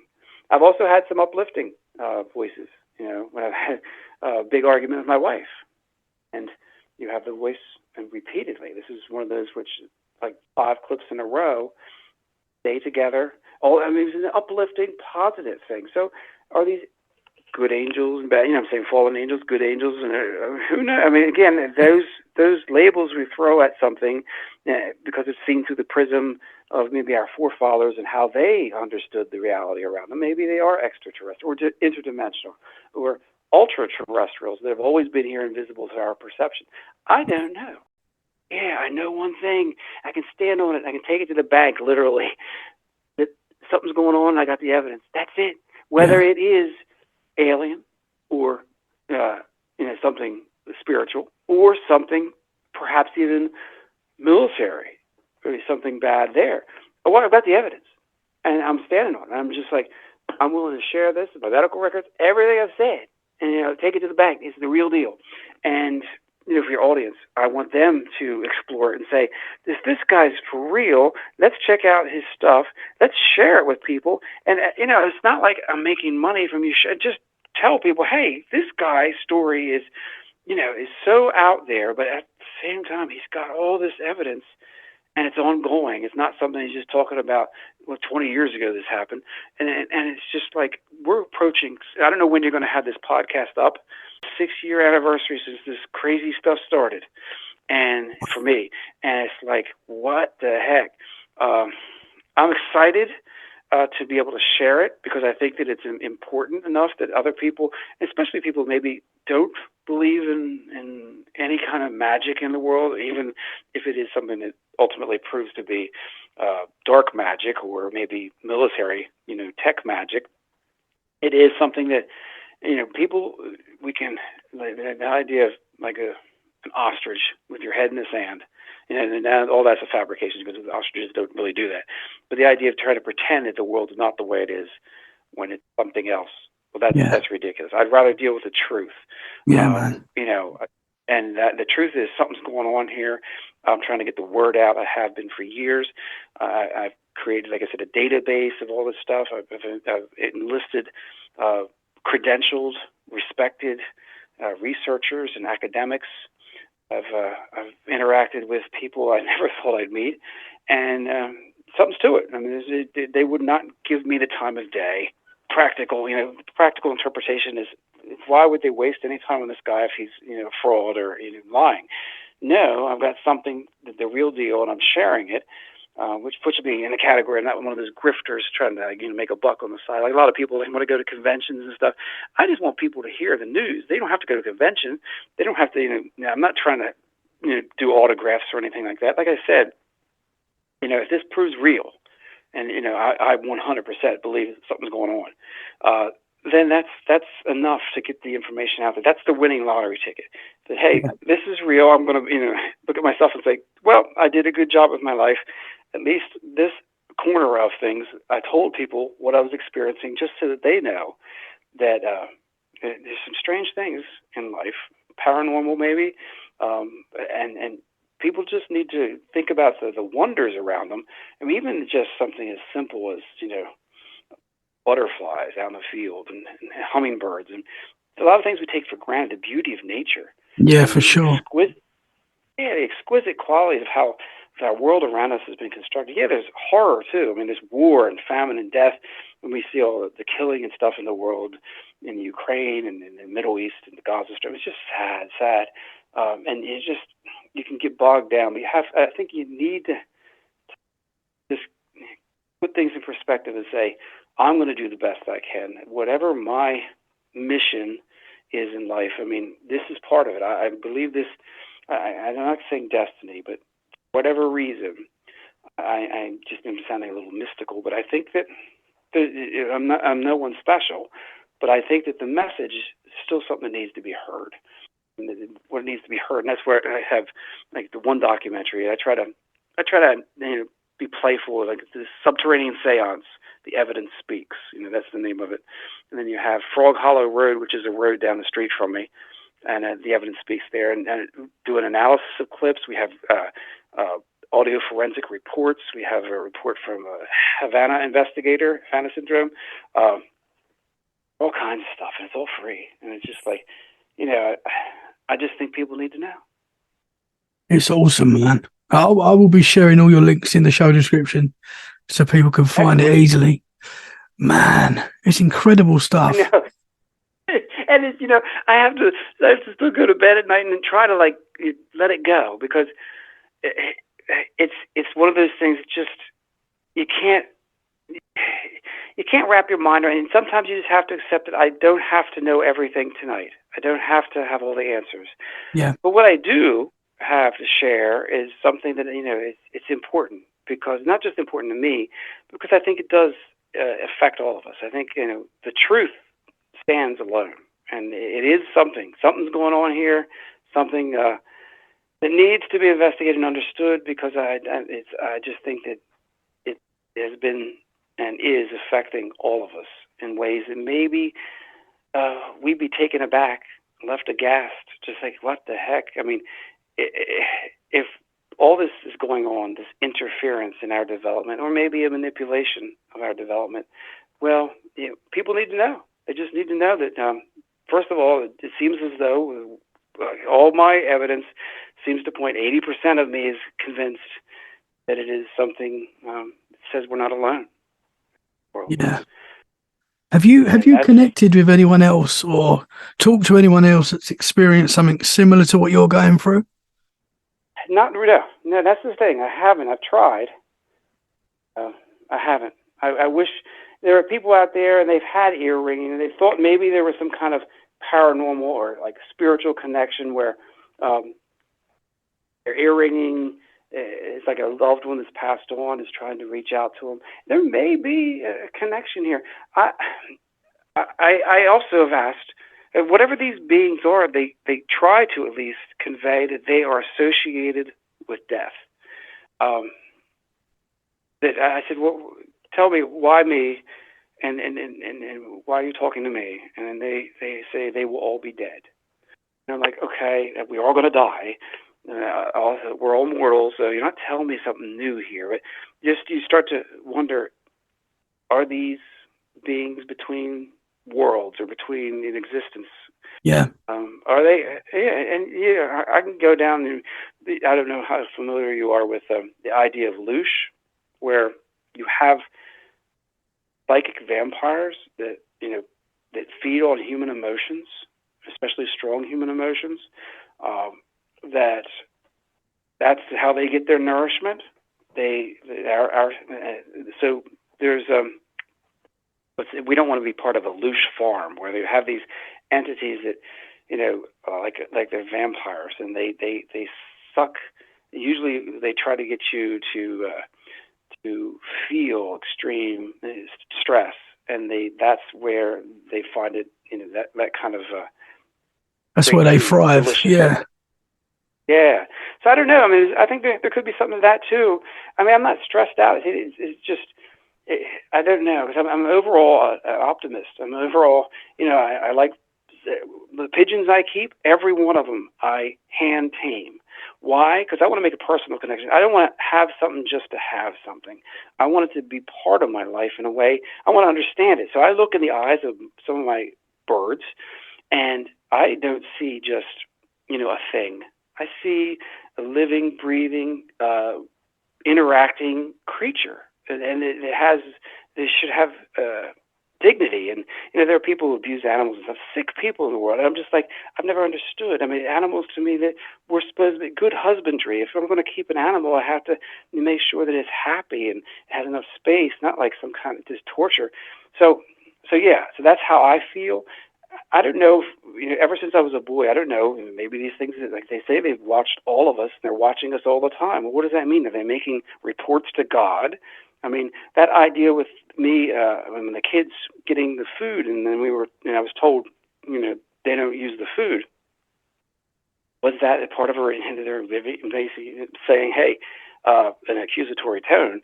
Okay, maybe they're making a report that, I don't know. And it's not knowing that can, cause people to be stressed. Yeah. I'm Christian, and I was raised Christian, and it's where I'm meant to be. I'm open-minded about a lot of things, but I ultimately believe that if you're a good person and you believe in trying to increase the good in the world and to do good things and to help people, and that is going to not immunize you in a way that you'll never suffer, because that's not what I'm trying to say. Philosophically, everybody, and life is a struggle. But you can extract from it good moments, and doing good for good's sake, and just knowing that that's the way I want to live and be remembered, a person who increased the good, all good in humanity. And that's why these beings, whatever they are, concern me, because some of what they seem to express isn't of that thinking, is the antithesis of that thinking, is diametrically opposed to that thinking, that it looks down on us, and that's why I sometimes get irritated and say things like, well, how threatening are you? Nothing but a whisper in my world. I mean, and you ever read the children's story, Horton Hears a Who? And the Who are these microscopic they live on this little piece of dust on a clover. Yeah. And all the animals, this is Dr. Seuss, all the animals believe that Horton's crazy because he's hearing with his big ears, the elephant's ears, hearing these little Whos in their conversations in their world. He's talking to them. And so they get so upset with Horton the elephant because he's making them, he's saying things that they can't understand, they don't believe, that they decide they're going to boil that little speck of dust in the clover, and they'll boil Horton too if he doesn't, stop his nonsense. Of course, at the end of the children's story, the revelation is that Horton was right, the elephant was right. There is a Whoville. There's all these microscopic people that live on this little piece of dust. It's the same thing here. Yeah. I know. I'm just saying. Sometimes I feel like that elephant, trying to get the message out there that a lot of people don't want to believe. They think it's ridiculous. Well, we believe you, man. I certainly believe you. Man. I'm just trying to get it to the people, and this is one conduit, through podcasts and stuff. Take it to the people. Take the evidence. The links that you're going to post, people can explore. They can write me. I mean, I will return every email. Any honest email is not being just like a jerk. I'm saying I will respond. I mean, I'm completely accessible. I'm a real guy. You can just say this. It is what it is, and I don't understand it all. But as I say again and again, the evidence speaks for itself. There's something going on. I'm a big believer that there's a lot going on around us that we can't always see, and sometimes we might get snippets of things. I think of a lot of what these paranormal experiences are. This is just my opinion at the moment. A lot of what these experiences are us seeing a glimpse into maybe possibly another dimension, another realm, or whatever it is. Yeah. And I think there's a lot going on around us that. I agree 100%. I think we just have such a narrow perspective, and it's because our perception. A lot of times, we're limited by our senses. And just there's so many. It's something like the whole spectrum of colors. We only see a small range. The same thing, auditory. We only hear a certain range, but there are other, sub messages, subharmonics, and other categories. Just like it's just the world is so much more wondrous than we can imagine. 100%, man, 100%. And a lot of what these possibly UFOs, cryptids, ghosts, whatever possibly could be something that we are seeing a snippet into another dimension or something like that. Interesting, man. Yeah, and that just makes me think why. I mean, if they sit there, whatever they are, and they watch us, right, and they're always watching us, what is it like in their realm? I mean, I've asked before. I said, do you have seasons? Do you have children? Do you have? I mean. So you end up, I could go on and on about all the responses, and it's just like where they are is totally different than us. I mean, what we live in, and they seem to not. It's cold there. Can you imagine? It's constantly cold, and I don't know. Do they tell you what they might look like, or? They've never. I said, could you materialize? Could you give me an idea? I don't know. They've never given me anything. There's no detail. It's just are. Yeah. And are you just consciousness? I mean, are you just a thought? I mean, I can't get beyond a certain point where then there's silence. Right? Yeah. If I ask a question, hearing it happens. But if the earring stops and the playback, there's nothing there, then that may be the answer. Now, I have had some of those clips that have nothing analyzed for subliminal messages. Some of them have had that. So it's almost like they choose, like, well, we don't want to tell him. Where the one clip, when I asked the question, the subliminal message was, he doesn't need to know that. So it's almost like there's a group of them talking to each other, deciding what they will let me know. Well, I asked them about me promoting, telling the world about their existence, and if they like me doing documentaries. And here's the response: we're down with it. It sounds so 70s. I mean, we're down with it.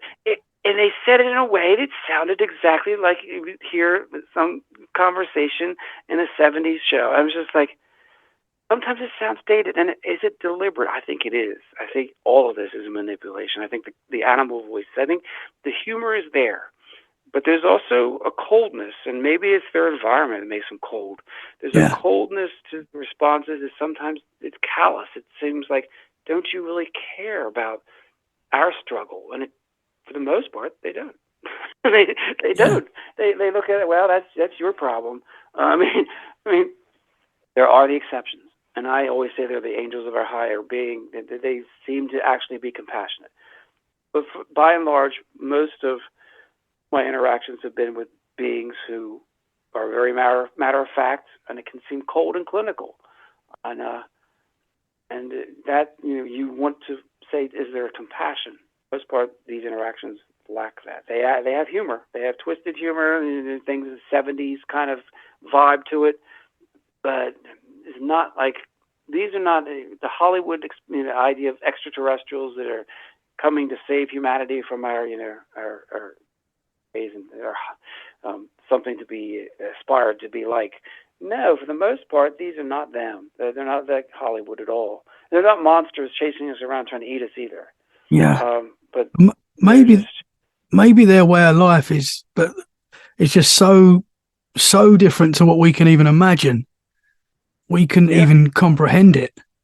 Yeah, I mean, I asked, do they have, any kind of difference between daylight and darkness? No. So that word, though, that doesn't tell me a lot. Is it constantly light or is it constantly dark? They don't sometimes flesh out my answers the way I want more. And that's it. I'm insatiable. I want to know. And I want to know, like the Donald Trump thing, which is like, again, a distraction, but it's why even involve yourself unless you're getting a rise? Why U.S. politics and geopolitics? Why? I mean, I asked the question. That's my fault. You gave me the answer. That's the right answer, but you still gave me the. And that's where I go back to.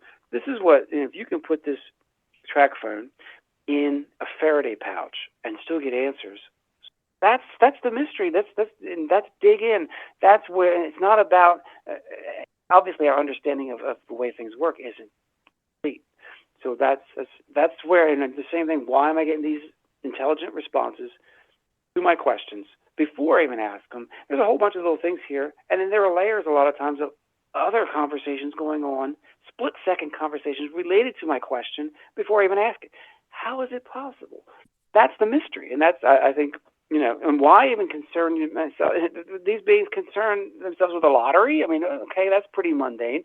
I mean, it's great to win, but then are you dangling that I'm going to win Powerball, or maybe I'm not. Maybe it's just this false flag, like, hey, let's get him chasing after this because it's humorous to watch humans do stupid stuff. I would never put more than I play one ticket. We have Powerball. Monday, Wednesday, and Saturday. And it's like 400 and some million now. Wow. It'd be nice to win it. That would be nice. Yeah, it'd be nice. It'd be nice.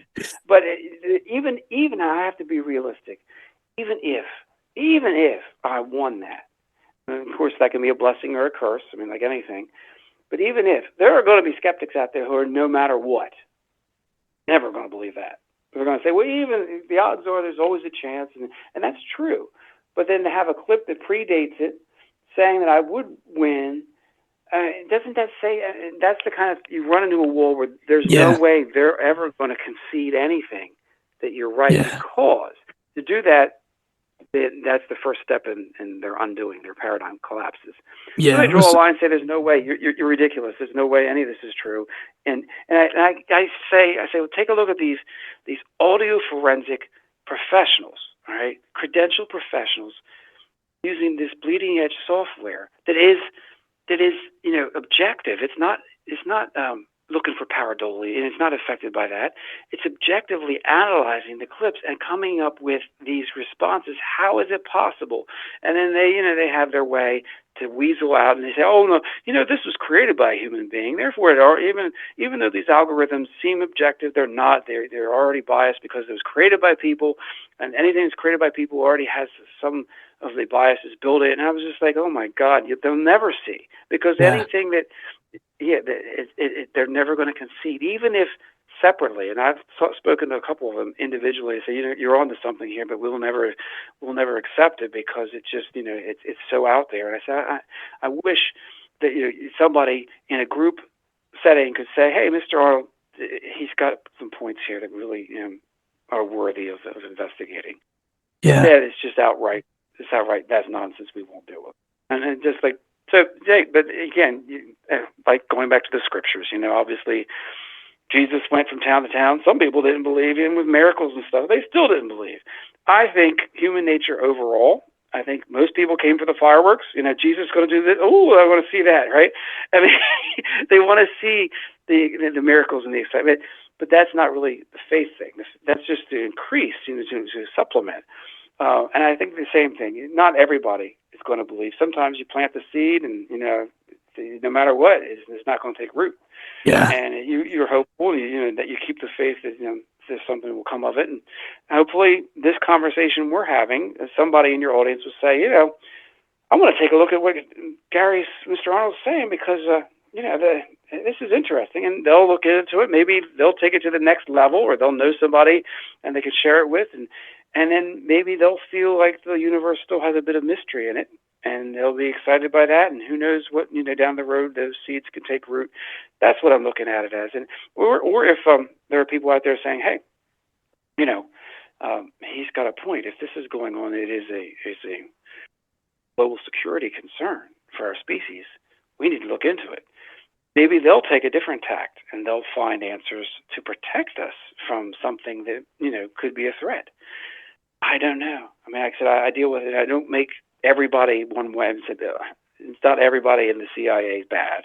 Not everybody in law enforcement is a racist or a mean person. Yeah. You have to look at the big picture and say people are people, good and bad everywhere. And I'm just hoping that some of the things that I've said, those seeds fall in places that some people will say, hey, let's put some water down and see if they take root. And then maybe science is about, repeatability.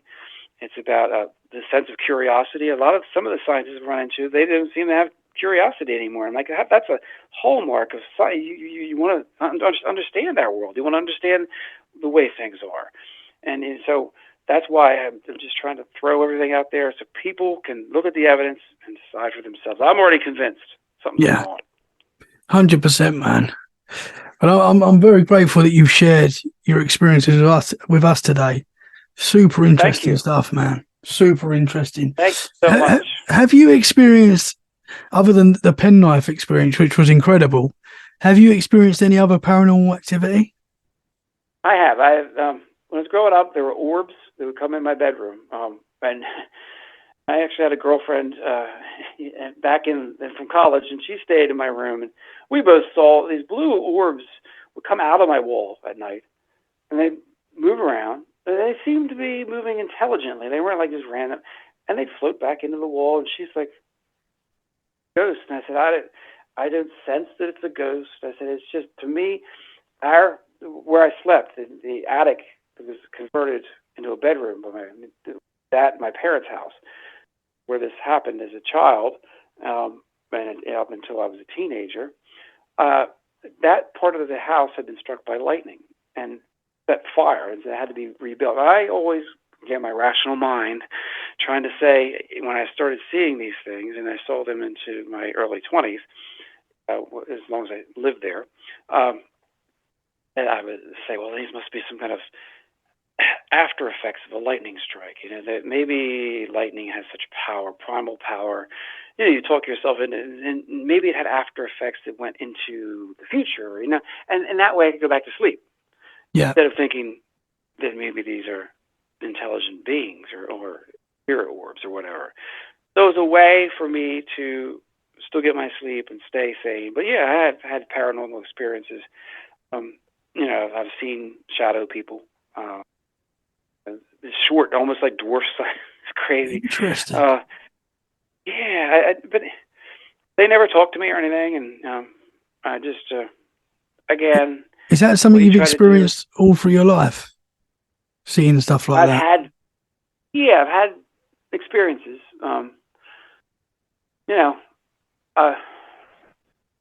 It's hard because I can go back and I can say, when was a moment where I was not affected by seeing something? I can remember when I was 5 years. I try to go back in time. How far back can I go? And I was witnessing people, the television, this black and white TV my parents had. Man was walking on the moon, so that puts me right in 1969, I guess, yeah. And then I was quite small and watched that. Then I went out back. I remember my dad bought me a butterfly net, small butterfly net. So I'm out chasing butterflies, and again, hopeless romantic, and catching them. Little, sulfur-colored yellow wings, and you had the monarch butterflies. And anyhow, sounds strange, but it's true. So it's a beautiful sunny day. I'm out there with my butterfly net, and something appears. Now, and it's about the size of an adult human being, but it looks like a butterfly. Beautiful wings, Wow. intricate, and I knew my net would never be able to capture that, even as and you can. You're a child, so you look at this, whatever it is. I thought it looked kind of like a butterfly or a moth. It may have been something completely alien or different, but as a child, I didn't know about aliens. I'm talking about being so small, 5 years old, and staring. It could have been a hallucination. I mean, so I try to. I've told the story to a few people, but I don't know. It was surreal, but it was real enough at that moment. I thought I was witnessing something, and it didn't talk to me, but it had these sparkling eyes, feathery, almost like some of the Luna moths, the bigger ones. They have the feathery appendages, where their antennae. Yeah, it was like that, except big. I don't know. I mean, was that real? It seems like it was. Everything tells me it was real. But, the same thing juxtaposed, well, what's going on now in my life? Somebody could say, is that real? And that's why my rational mind early on said, I've got to be, something horrific must have happened. I must have been put into a coma. This can't be reality. I mean, I can't be this. And then every day that's going on since then, it's confirming that, it seems like this is reality. And you make peace with the new paradigm of, okay, well, this is the new normal, as I said earlier. Yeah, I don't know. I mean, I've had experiences with orbs. I've had experiences with synchronicities and things like that. Seeing things, patterns in wildlife, certain bird patterns, color patterns that would, let's say you have cardinals, you have blue jays, and they would appear at certain times in a certain way. 3 of them appear, followed by 2 of this. So you start to say, well, the human mind is very easy because it craves patterns, pareidolia and stuff. That's the same thing. So you got to be careful. I look back at that and I'm more skeptical. Was there a pattern, or was it something that you impose a pattern that's artificial? Yeah. So I'm trying to, like I said, I want to be honest with everybody and genuine. There are mysteries.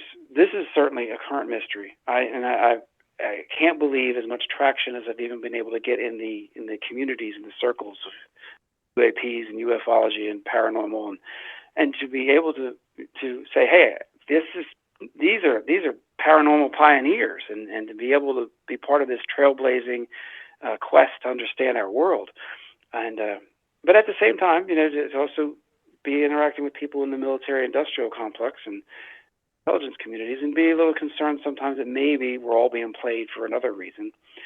So yeah, I try to keep my wits about me, and my life has many things that are interest. I remember one time. this is going to be just, and again, it's not magical on the surface, but there's something about it. We had this big ice storm. I was 8 years old, and still at school, but it was a delayed opening. So it was better than having a regular day of school, and I got to sleep in a little bit later. And I had my pigeons out back. I even had pigeons since I was a child. These were regular barn pigeons. But the ice storm, the trees were all heavy with ice, layers of ice. So it was definitely dangerous. So I'd go out to give my birds their water and their food, morning routine. Something I forgot. I had forgotten a little thing of water in the house. I go back in the house real quick, get the water, back out. During that, no more than 30 seconds, maybe 45, one of the trees burdened with the ice, the huge branch broke and crashing down exactly where I would have been standing. Wow. One part of the branch pierced the cage right through the roof and destroyed it. Luckily, the birds weren't killed, but the main weight of the branch that fell would have killed me. Wow, man. And yeah, and I look at that and I'm just like, sometimes you think, if it had only been a few seconds difference, and I would have been crushed. But something caused me, and it was highly unusual. I don't forget when I'm taking this stuff out of the birds. I don't forget something. But this case I did, and boom,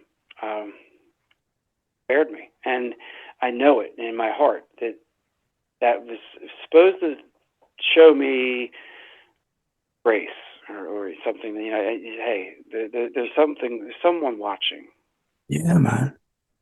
Whatever. Yeah, maybe these entities around you are looking out for you, man, and maybe that is one of those examples. Maybe I don't know. Maybe some of them are and some of them aren't. You know, I try to like put them into camps and say, well, these seem to be uplifting and positive, good angels. These, well, you know, they're not so good. And but I try to put everything in that whole way of thinking that, okay, blessing, curse, and then you got to look at things from different perspectives. And just for me, I choose to be optimistic. I mean, I could look at this as an affliction, you know, but I've helped other people with their research, and they've done pro bono work for me, and I'm happy about that. You know, it's not.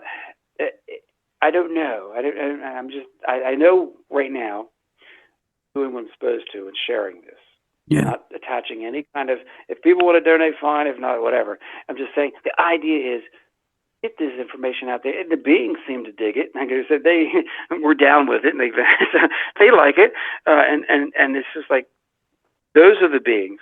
The sense of humor is always positive. Not like some of the beings that, you know, are highly critical of our species. And so whatever. And I don't know.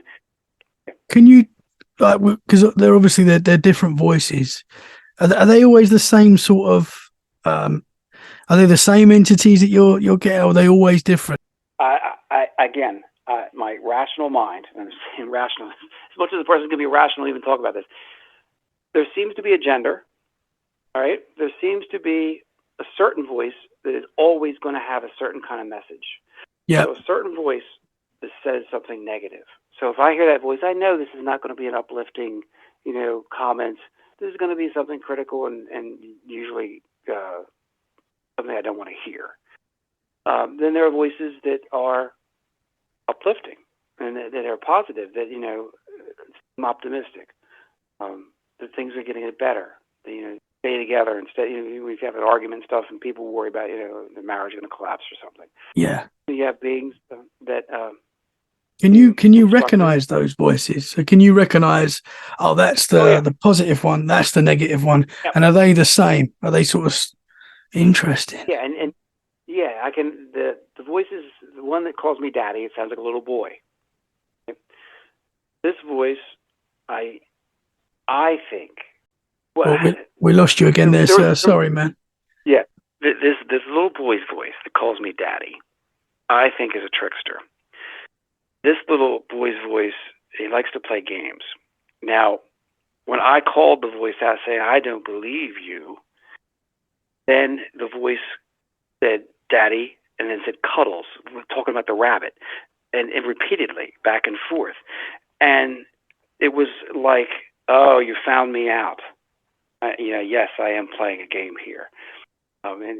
So you have that voice, but you have a voice like, sounds like a grandmother voice. It's very positive, very consoling. When we had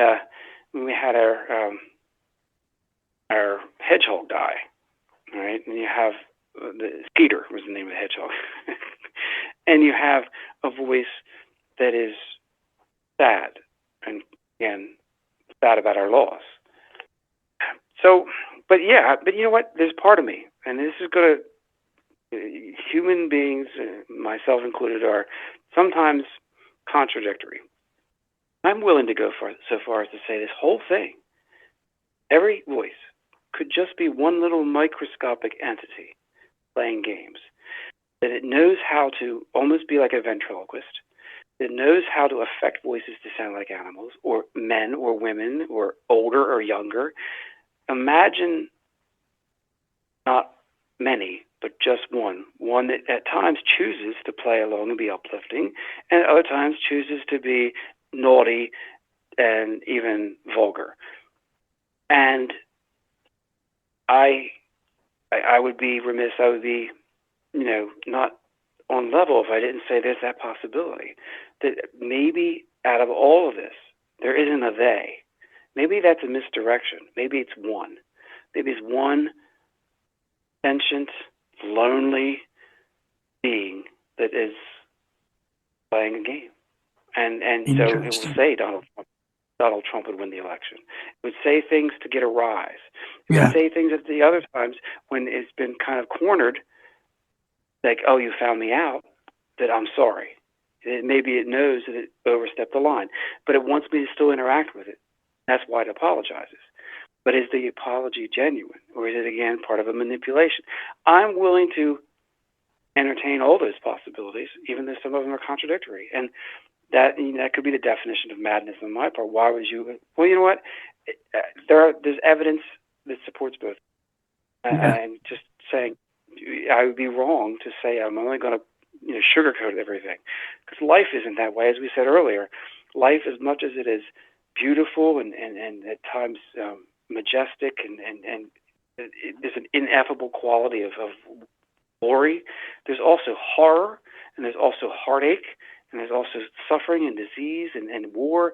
So all of it is part of life. It's not idealized. I'm saying I would be wrong to say life is only one way. If I was over in the Gaza Strip now, I would be hiding from bombs falling. If I was an Israeli family that just lost, recently a loved one to terrorists, I would be heartbroken. But also, if I'm a person who, is seeing their child graduate, or their best friend, their dog or something, they're playing and having fun, there's happiness and joy, the dog's tail's wagging because the dog's happy and they're happy, and they're jogging next to the dog, playing frisbee. You know what? That's the big picture, all of it.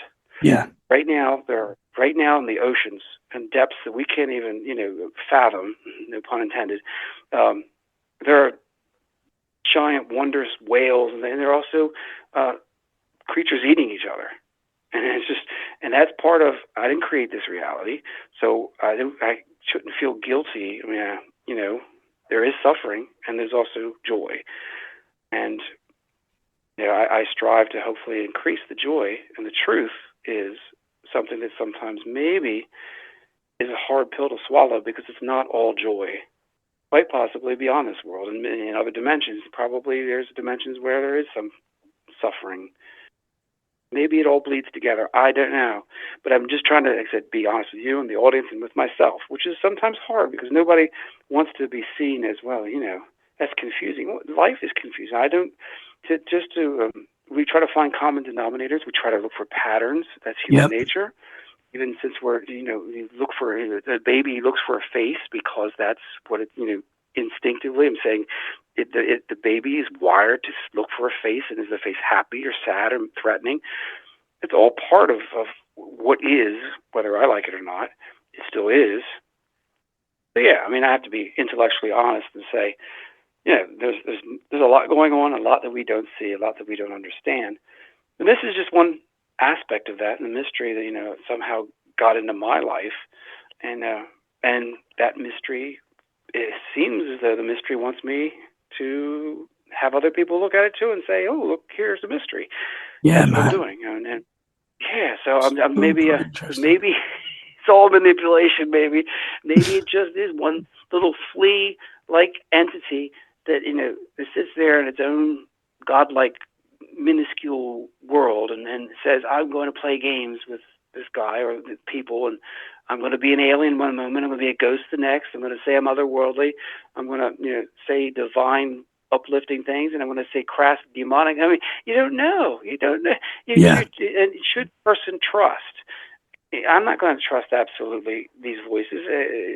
If if it's possible they're going to tell me the winning lottery number, sure, I'll put a couple bucks towards it. Would I take a whole paycheck of mine and say I believe this is the winning? No, because they haven't proven themselves to be absolutely, inerrant and all on level. There seems to be some sort of duplicity of what's really behind the man behind the curtain, like in the Wizard of Oz.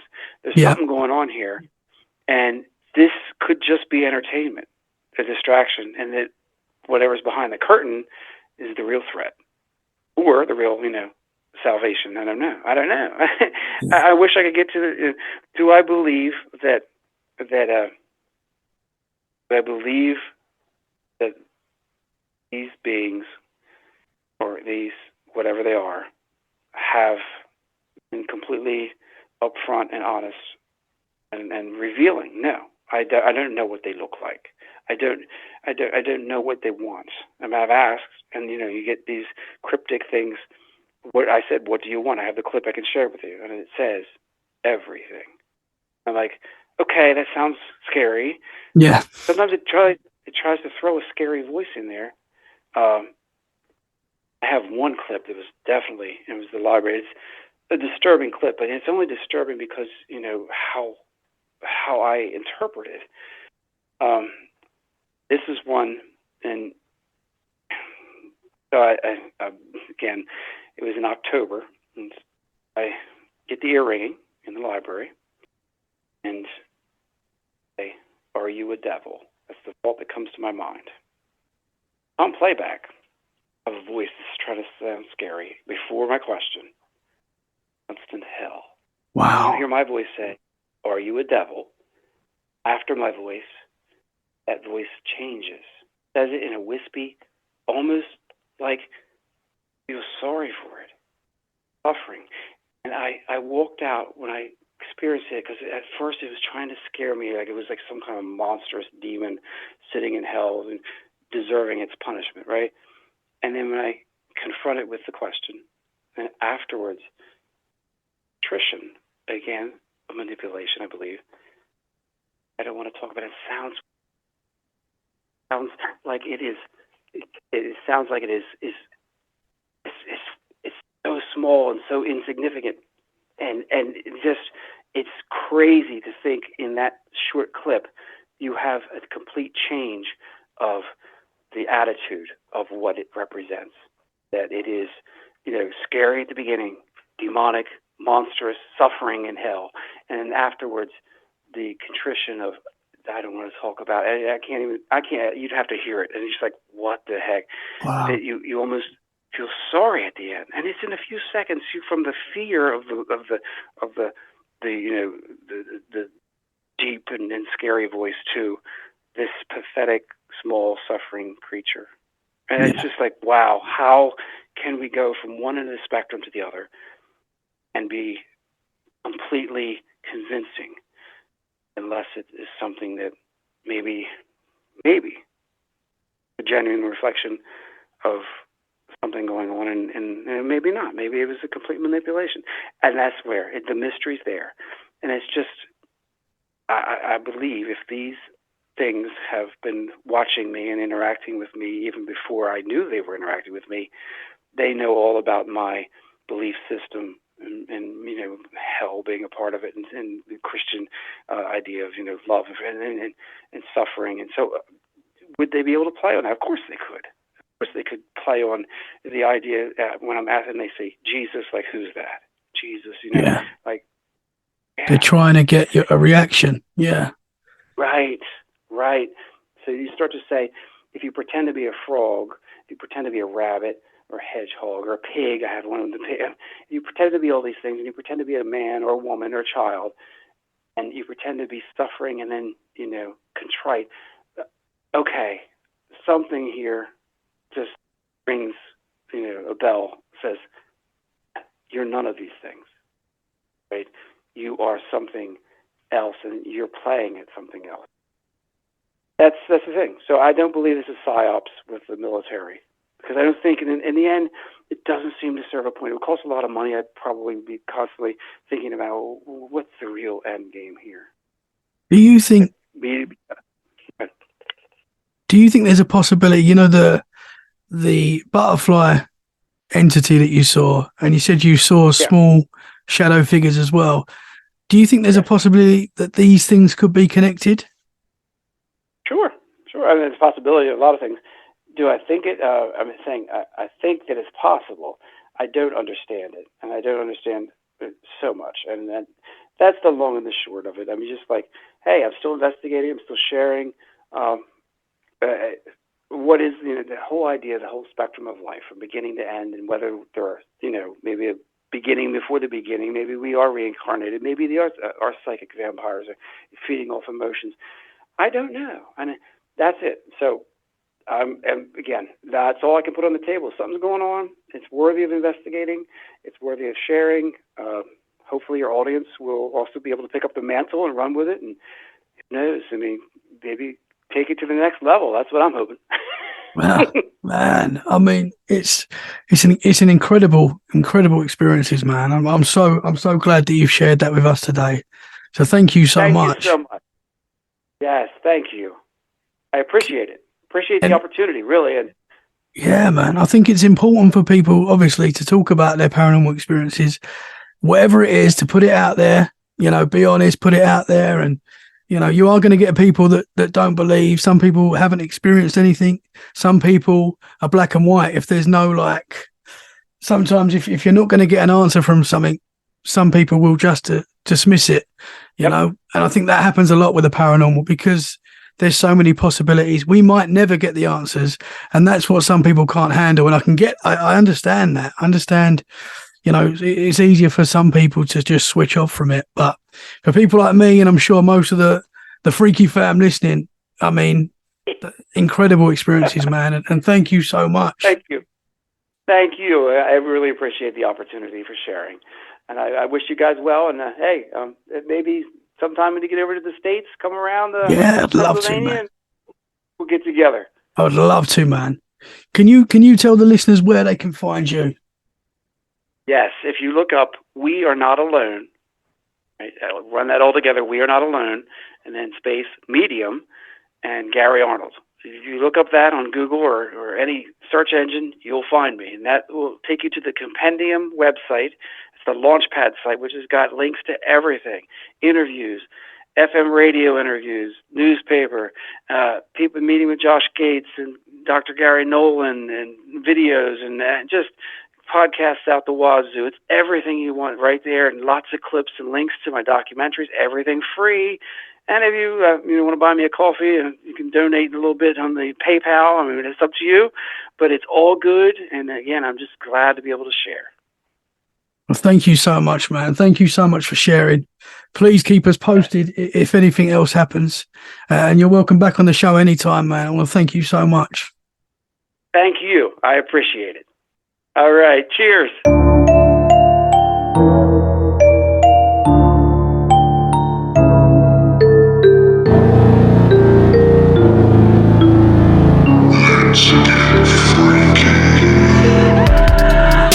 Something's in your room. You can't move. You can't speak.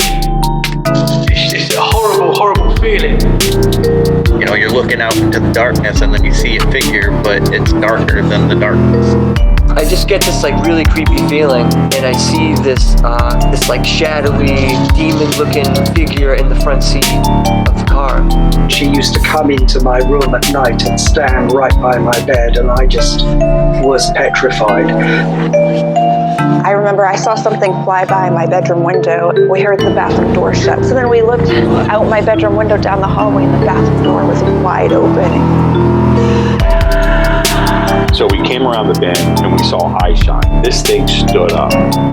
I mean, it stood up, and it had high pointed ears. It had a snout, had a long arm, and it grabbed the deer. What?